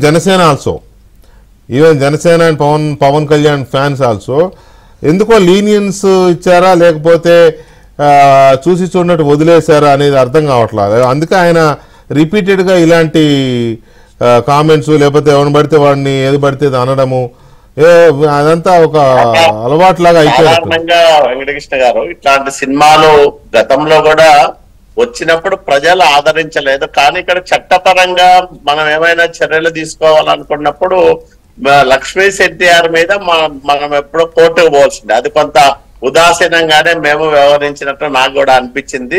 ఇప్పుడు లోకేష్ బాబు గారు దాన్ని సీరియస్ గా తీసుకొని ప్రోమోస్ లో చూపించిన వాటన్నిటి కూడా కోర్టులో సాక్ష్యాలుగా పెట్టి ఇది మా కుటుంబాన్ని కానీ పార్టీని కానీ లేకపోతే మాకు సంబంధించిన వ్యక్తులను వాళ్ళ వ్యక్తిత్వ హననానికి పాల్పడే విధంగా ఉంది ఈ కంటెంట్ అంతా కూడా అనేది మనం ఎస్టాబ్లిష్ కొంత చేయగలుగుతున్నాం. ఎందుకంటే గతంలో ఇతను లక్ష్మీ ఎన్టీఆర్ తీసినప్పుడు కూడా పూర్తిగా చరిత్రను వక్రీకరించి అతనికి కావలసిన రీతిలో జగన్మోహన్ రెడ్డి మెచ్చే రీతిలో తీసినాడు. మామూలుగా ఎవరో అంతకుముందు కృష్ణ గారు ఎవరో సపోర్ట్ చేసి తీర్చారని మనం విన్నాం. మహామండలాధీశుడు ఇట్లాంటివి కొన్ని సినిమాలు వచ్చి అవి బాక్స్ ఆఫీస్ దగ్గర పూర్తిగా బోర్లా పడినా కూడా అవి ప్రభుత్వ స్పాన్సర్డ్ సినిమాలు కాదు. కానీ ఇక్కడ ఒక ముఖ్యమంత్రిగా ఉన్న వ్యక్తి 151 మంది ఎమ్మెల్యేలు ఇచ్చి రాష్ట్రాన్ని పరిపాలించవయ్యా బాగా పరిపాలించని ప్రజలు అధికారం ఇస్తే అతను ఏం చేస్తున్నాడు? జగన్మోహన్ రెడ్డి తన ప్రత్యర్థుల మీద దుష్ప్రచారం చేస్తా ఉన్నాడు, విష ప్రచారం చేస్తా ఉన్నాడు. దానికి సినిమా అనే మాధ్యమాన్ని ఉపయోగించుకుంటా ఉన్నాడు.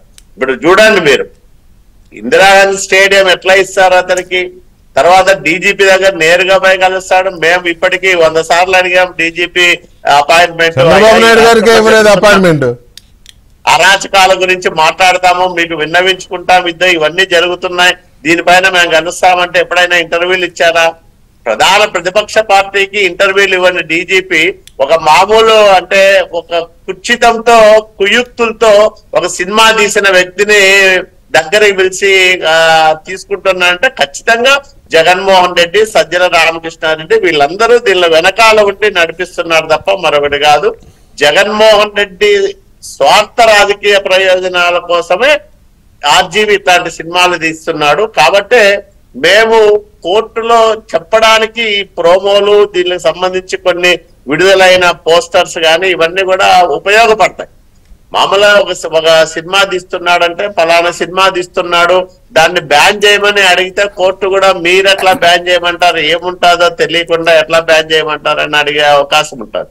అట్లా కాకుండా ఆధారాలు ఉన్నాయి. ఈ రోజు అతను రిలీజ్ చేసిన ఈ ప్రోమోస్ లో కానీ కొంత కంటెంట్ బయటికి రావడం కానీ ఇవన్నీ కూడా ఆధారాలు ఉన్నాయి ఈ రోజు మాకు. కాబట్టి మేము ధైర్యంగా కోర్టుకు పోయి న్యాయస్థానాల్లో ఇది కరెక్ట్ కాదు. ఇప్పుడు ఆ భావ ప్రకటన స్వేచ్ఛ అంటే ఎదుటోడి వ్యక్తిత్వ హననానికి పాల్పడమని కాదు కదా, పనులు చేయమని అట్లా అట్లాంటి అభిప్రాయాలు పంచుకోమని తప్ప ఎదుటోళ్ళ ప్రతిష్టను దెబ్బతీయమనో దానికి కూడా చట్టాలు ఉన్నాయి కదా, చట్టాలు ఉన్నాయి. తర్వాత పరువు నష్టం దావాలు ఇచ్చు, ఇవన్నీ రాజ్యాంగం ప్రసాదించిన హక్కులే కదా. రాజ్యవికి ఎంత హక్కు ఉందో చంద్రబాబు నాయుడు గారికి ప్రాథమిక హక్కులు ఉన్నాయి, ఇటువైపు పవన్ కళ్యాణ్ గారికి ఉన్నాయి, లోకేష్ బాబు గారికి ఉన్నాయండి హక్కులు. వీళ్ళ హక్కులు హరించే హక్కు అతనికి ఏమన్నా ప్రత్యేకంగా రాజ్యాంగం కల్పించిందా? కాబట్టి ఇట్లాంటి దుష్ట పరిణామాలను ఎక్కడికక్కడ దురదృష్టం ఏమంటే పౌర సమాజం ప్రెజర్ గ్రూపు ఈ సమాజంలో జరుగుతున్న ఈ అరాచకాలు విధ్వంసాలు తర్వాత పరిపాలనలో జరుగుతున్న ఈ కుట్రలు కుతంత్రాలు వీటిపైన రాజకీయంగా మేము ఫైట్ చేయాల్సి వస్తుంది. కానీ పౌర సమాజం గట్టిగా ప్రతిస్పందించే పరిస్థితి లేకుండా పోయింది. ప్రతి ఒక్కరిలో ఇంకా భయం శ్రీనివాస్ గారు చాలా మంది ఏమంటున్నారంటే ఇప్పుడు ఇలాంటి సినిమాలకి ప్రజలు ప్రేక్షకులు పెద్దగా ఆదరించరు, అది ఎప్పుడు రిలీజ్ అవుతుందో ఎప్పుడు పోతుందో కూడా తెలియదు, చాలా సినిమాలు చూస్తున్నాం మనం. సో దీన్ని ఇష్యూ చేసి అనవసరమైన పబ్లిసిటీ ఇచ్చారేమో అనే చర్చ కూడా ఉంది కొంతమంది. ఇందాక బ్రేక్లో రామకృష్ణ గారు మేము మాట్లాడుకున్నప్పుడు ఆయన కూడా అదే అభిప్రాయం వ్యక్తం చేశారు. దీనికి అనవసరమైన పబ్లిసిటీ ఇందాక విక్రమ్ గారు అన్నట్లు మనము ఏముందిలే అతను ఎవరో మాట్లాడుకుంటా అంటే మనం ఎందుకు స్పందించాలా అనుకుంటే ఇప్పుడు నిజము ప్రచారంలో పెట్టకపోతే అసత్యమే సత్యమై అందరికీ చేరే పరిస్థితి వచ్చింది. కాబట్టి నిజం కూడా నిత్యం ప్రచారంలో ఉండాల్సిన పరిస్థితి వచ్చింది. మన గురించి చెడుగా చెప్తున్నాడు ఇద్దరు ఫలానా వ్యక్తి ఈ రకమైన ప్రయోజనాల కోసం ఈ చెడును ప్రచారం చేస్తున్నాడు, ఇది వాస్తవం కాదు, కాబట్టి వాళ్ళు న్యాయస్థానానికి పోవడం న్యాయమే అనేది కూడా మనం చెప్పుకోలేకపోతే మరి మనం రేపొద్దున అతను చెప్పిండేదంతా చూసే 100 మందిలోనో 50 మందిలోనో 1 5 మందో 10 మందో ఇది నిజమేనేమో ఇట్లా జరిగి ఉంటాదేమో అనుకుంటే ఆ రకంగా మాకు డ్యామేజే కదా. కాబట్టి ఆ రకమైన హక్కులు అతనికి లేవు, మమ్మల్ని డ్యామేజ్ చేసే హక్కు అతనికి లేదు. ఇది పూర్తిగా జగన్మోహన్ రెడ్డి స్పాన్సర్డ్ సినిమా. అది అందరికీ తెలుసు, అందులో డౌటే ఉంది. చెప్పండి విక్రమ్ గారు, చెప్పండి. ఒక ఇంపార్టెంట్, చాలా ఇంపార్టెంట్ ఇష్యూ నేను చెప్పదలుచుకున్నానండి. అంటే చంద్రబాబు నాయుడు గారు ఎంత ప్రజాస్వామ్యవాది అని చెప్పడానికి ఒక ఉదాహరణ 85, 86 నా మధ్య ప్రాంతంలో, నాకు కరెక్ట్ డేట్ గుర్తులేదు, ఎన్టీ రామారావు గారు శవాల మీద పూజలు చేస్తున్నారు. గండిపేటలో ఎన్కౌంటర్ కాదండి, టైమ్స్ ఆఫ్ మన ఇలస్ట్రేటెడ్ వీక్లీలో రాశారు, అది కవర్ పేజీ కూడా వేశారు. అదే ముందు ఎన్కౌంటర్ పెంగళ దశరథరావు రాస్తే తర్వాత వీళ్ళు ఇంగ్లీష్ పత్రికల్లో కూడా వేశారు. పెట్టినప్పుడు ఎన్టీ రామారావు గారికి కొంతమంది ఆఫీసర్లు ఏం చెప్పారంటే ప్రెస్ సెన్సార్షిప్ విధించండి అని ఆయన చెప్తే అప్పుడు అసెంబ్లీ సమావేశాలు జరుగుతున్నాయి, ఆయన ప్రెస్ బిల్లు తీసుకురావడానికి సిద్ధపడ్డారు. ఈ విషయం తెలిసి ఈ జర్నలిస్ట్ సంఘాల వాళ్ళందరూ కూడా, శ్రీనివాసరెడ్డి గారు కూడా ఉన్నారు అప్పుడు, వీళ్ళందరూ కూడా వెళ్ళి చంద్రబాబు నాయుడు గారి దగ్గరికి వెళ్ళి కొంతమందిని అడిగితే మేము పెద్ద ఆయనకి మేము చెప్పలేమండి అని అంటే చంద్రబాబు నాయుడు గారి దగ్గరికి వీళ్ళందరూ వెళ్ళారు. అప్పుడు ఆయన వెంటనే రామారావు గారి దగ్గరికి వెళ్ళి ఇది కరెక్ట్ కాదు అని విత్డ్రా చేయించారు. ఆయన ఈ ప్రెస్కి మనం గౌరవించాలి, ప్రెస్ ఏదో కొంతమంది ఈ విధంగా చేస్తున్నప్పుడు అందరినీ చేయడం కరెక్ట్ కాదని అంటే అప్పటికప్పుడు అది అసెంబ్లీలో ప్రవేశపెట్టకుండానే అది డ్రాప్ చేశారండి. కేవలం కాదు, మీరు చెప్పేది 40 సంవత్సరాల క్రితం. అవునండి. అంటే అప్పుడు చంద్రబాబు నాయుడు గారి వయసు 34-35 ఏళ్ళు. ఆయన జనరల్ సెక్రటరీ గారు కొంతకాలానికి 34-30 సంవత్సరాలకి ఆ డెమోక్రటిక్ థాట్స్ అప్పటికే ఎలా ఉన్నాయి చూడండి, ఎలాంటి ఆవేశం లేకుండా నేర్చుకోవాలి, చాలా మంది నేర్చుకోవాలి. అప్పుడు చాలా మందికి శ్రీనివాసరావు గారు అప్పుడు ఉన్నారు లేదో నాకు ఐడియా లేదు, మరి అప్పుడు గారు జర్నలిజం లో ఉన్నారులే, జర్నలిజంలోనే ఉన్నట్టున్నారు.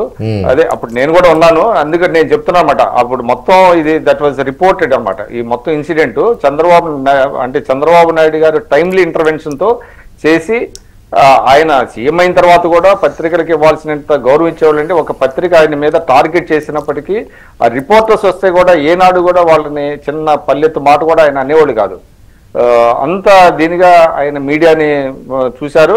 ఎవరైనా ఆయన మీద చాలా కామెంట్స్ చేసినప్పటికీ వదిలేండి పిచ్చోళ్ళు అని ఆ రకంగా మాట్లాడేవాళ్ళు. అది ఏమైందంటే అలుసుగా అయిపోయి ఇవాళ ఆయన మీద సినిమా తీసేంత పరిస్థితి, లేనివన్నీ కూడా ఆపాదించి తీసేంత పరిస్థితి వస్తుంది. అవి నిజంగానే బాధాకరం. ఆ ప్రోమోస్ చూస్తుంటేనే చాలా బాధేస్తూ ఉంటది. ఏ తెలియకుండా బయట నుంచి చూసి హియర్సే. ఇవాళ ఇంకోటి కూడానండి, ఇందాక కంటిన్యూషన్ నేను చెప్పదలుచుకుంది ఏంటంటే జగన్మోహన్ రెడ్డి గారికి ప్రధాన శత్రువులు ఎవరంటే ఈ రామ్ గోపాల్ వర్మ లాంటి వాళ్ళు, అదేవిధంగా ఆయన చుట్టూతా ఉన్నవాళ్ళు, సొంత మీడియా, వీళ్ళే శత్రువులు.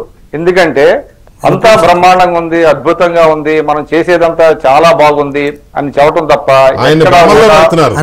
బ్రహ్మలో డే 1 నుంచి ఆ విధంగా చేయటం వలన ఆయన ఎక్కడా కూడా ఆయన తీసుకున్న నిర్ణయాల్లో మంచి ఏంటి చెడు ఏంటి అని ఒక సమీక్ష చేసేటువంటి ఒక వ్యక్తి ఆ పార్టీలో ఎక్కడా కనపడలేదండి. అందువల్ల తప్పుల మీద తప్పులు చేసుకుంటా పోయి పైగా ఆయన ఏది చేసినా అద్భుతం మహాద్భుతం అంటూ కూడా కొన్ని సామాజిక వర్గాలకు చెందినటువంటి నాయకులు వాళ్ళందరూ కూడా చేస్తుంటే అన్ని సామాజిక వర్గాల్లో నాకు ఇంత గొప్ప పేరు ఉందేమో అనే ఒక భ్రమలో మునిగిపోయారు.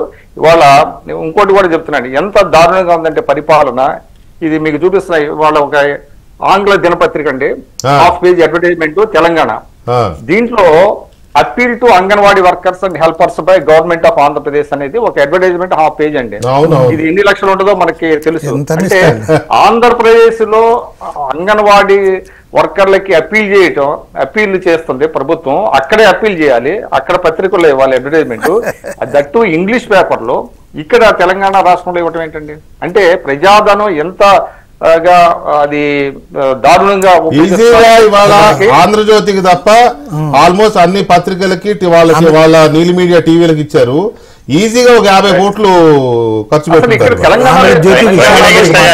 నేను సమాచార శాఖ మంత్రిగా చేశా, సాక్షికి కూడా ఇచ్చే వాళ్ళం అడ్వర్టైజ్మెంట్ ప్రకారం ప్రకారం. అవును శ్రీనివాస్ అందరికి ఇస్తారు, ఓన్లీ ఆంధ్రజ్యోతికి ఎందుకు ఇవ్వడం లేదు?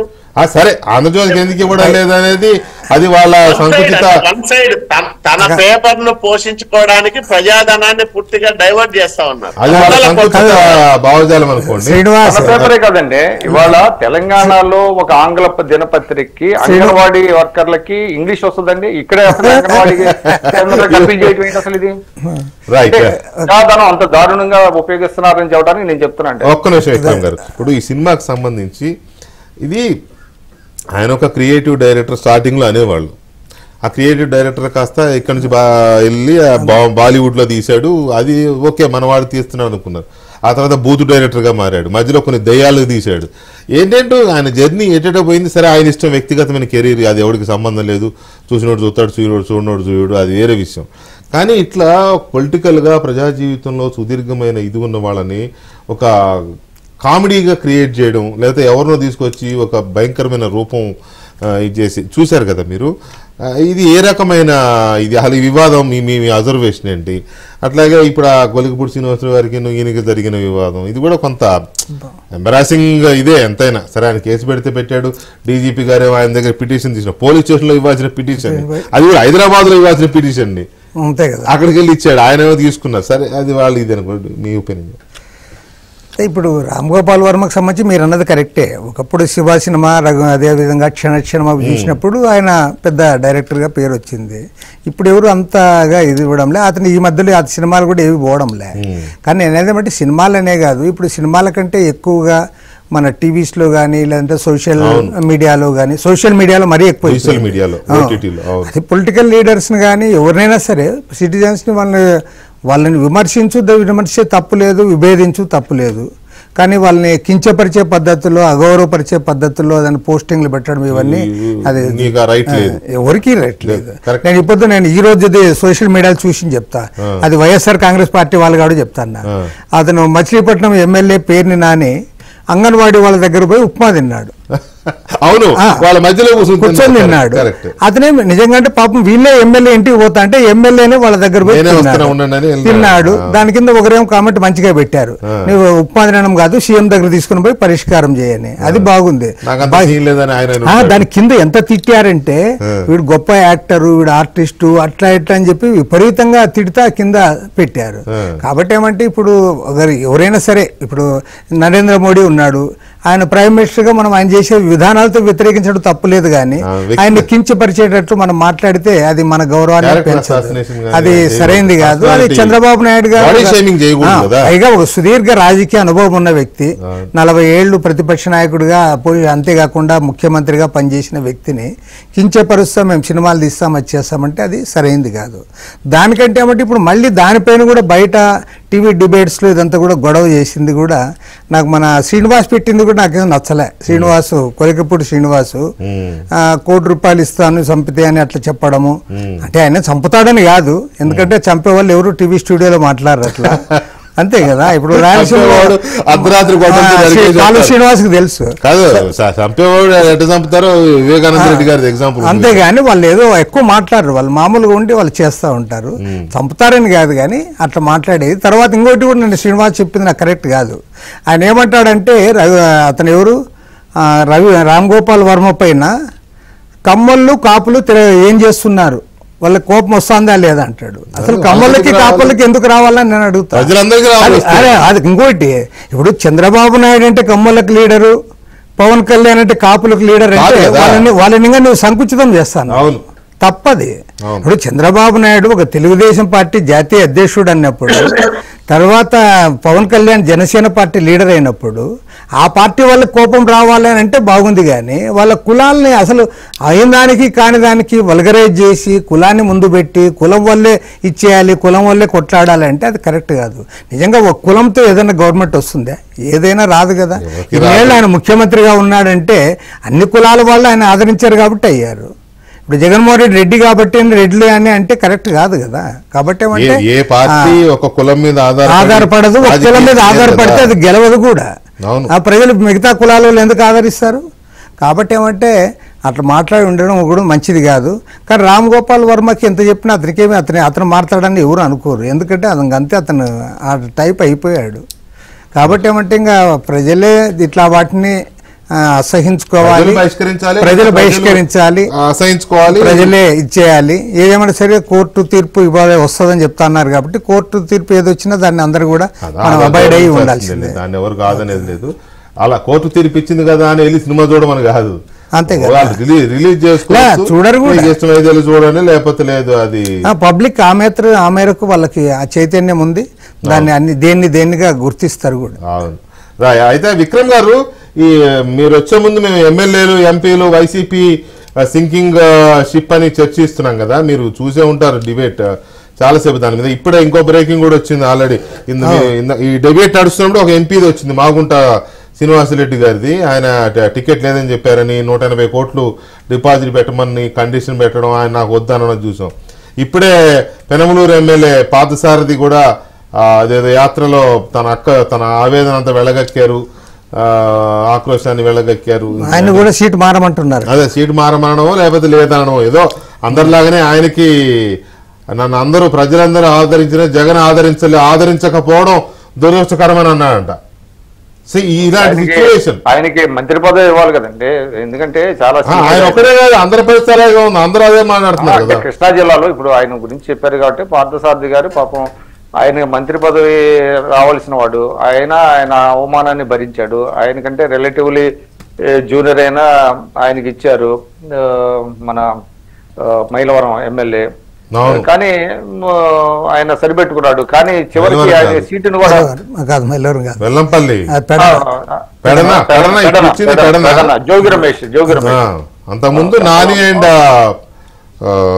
వెల్లంపల్లి అంటే ఇటువంటి అవమానాలు స్టార్టింగ్ లోనే ఎదుర్కొన్నారండి చాలా మంది. ఆయన మొదటి మంత్రివర్గ కూర్పే చాలా దారుణమైనటువంటి మంత్రివర్గ కూర్పు. ఎవరైతే మొదటి నుంచి పార్టీలో చేరారో పెట్టి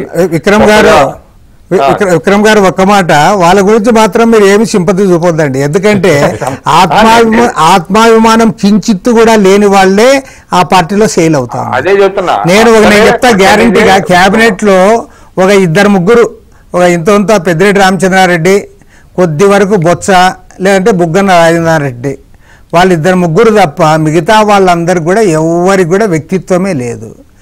ఎమ్మెల్యేలు అంటే పూర్తిగా వ్యక్తిత్వం ఉన్న వానికి ఎవరికి ఆ పార్టీలో స్థానం లేదు, వీడు ఉండలేడు కూడా. నిజంగా వాడు వ్యక్తిత్వంతో ఆలోచించి ఒక సెల్ఫ్ రెస్పెక్ట్ ఉండాలి, నాకు పదవి కంటే ఆదాయం కంటే నాకు సెల్ఫ్ రెస్పెక్ట్ ముఖ్యము అని అనుకుంటే ఒక గంట కూడా ఆ పార్టీలో ఉండలేరు. అలాంటి వాళ్ళే దాంట్లో కొనసాగుతున్నారు. కాబట్టి ఇప్పుడు అంత అయిపోయినప్పుడు తీరా ఇప్పుడు పార్సారథి నాకు ఏదో ఆత్మాభిమానం అది అంటే అది కుదరదు దాంట్లో. అవునండి, ఆ పార్టీకి ఒక స్ట్రక్చర్ ఉండి ఆ పార్టీలో ఒక చర్చ జరిగి ఎవరికి ఇవ్వాలి, సామాజిక పరంగా ఇవ్వాలి, ప్రాంతీయ పరంగా ఎవరికి ఇవ్వాలి అనేది ఒక చర్చ జరిగి ఒక డెమోక్రటిక్ గా ఒక నిర్ణయం తీసుకుంటే ఏదన్నా ఉండేది. అది అసలు జరగకుండా ఈ 4.5 సంవత్సరాలుగా ఏవి లేకుండా ఆఖరిలో వాళ్ళని తీసుకొచ్చి మిమ్మల్ని అటు పంపిస్తున్నా ఇటు పంపిస్తున్నానని ఇది అంటారే, ముసలం పుట్టింది అంటారే, ఆ టైప్ లో ఇది ఇంగ్లీష్ లో ఒక కరెక్ట్ వర్డ్ ఉందండి, అంటే పొలిటికల్లీ కరెక్ట్ వర్డ్ ఏంటంటే హరాకిరి అంటారు. అవును, దీన్ని ఇదేంటంటే this is nothing but political harakiri. అది committed by none other than Jaganmohan Reddy garu. గందరగోళం ఈ మొత్తాన్ని, ఎందుకంటే ఇప్పుడు పీరియాడికల్ గా రివ్యూస్ చేయాలండి. ఇప్పుడు పార్టీ ప్రభుత్వం ఏర్పడిన తర్వాత ప్రతి 6 నెలలకి నియోజకవర్గాల వారీగా సమీక్షలు చేసుకుంటా ఎక్కడ తప్పులు జరుగుతున్నాయి, ఎవరెవరు బాగా పనిచేస్తున్నారు, బాగా పనిచేయట్లేదు అని వాళ్ళని పిలిచి పోనీ వాళ్ళని మీరు సరి చేసుకోండి, ఇదిగో ఈ రిపోర్ట్స్ వచ్చినాయి జాగ్రత్త పడండి అని చెప్పింది లేదు. అట్లాగా అలా నడుపు వచ్చేసారు 4.5 సంవత్సరాల తర్వాత. ఇప్పుడు ఆఖరి మూమెంట్ ఎల్లంతవరలో పిలిచి మీరు పనితీరు బాగాలేదు, మీరు అక్కడికి వెళ్ళండి, లేకపోతే ఎమ్మెల్యేలని ఎంపీలు అవ్వండి, ఎమ్మెల్యేలు అవ్వండి అని వాళ్ళ సొంత సర్వేల ఆధారంగా చేస్తే వాళ్ళకి కూడా మరి తిరుగుబాటు చేస్తారు ఖచ్చితంగా. ఇవాళ పాండోరా బాక్స్ అంటారు చూసారా, అట్లా అది ఓపెన్ చేశారు. అది నేను అనుకోవటం శ్రీశ్రీ కవిత చూసారా, 12 ముందుకు 12 తోసుకుపోదా అన్నట్టుగా ఇక మొత్తం అందరూ బయలుదేరతారు ఇక ఆ పార్టీ నుంచి. ఒకళ్ళు వెనకాల ఒకళ్ళు అది ఇక స్పీడ్ గా మొదలవుతుంది అది.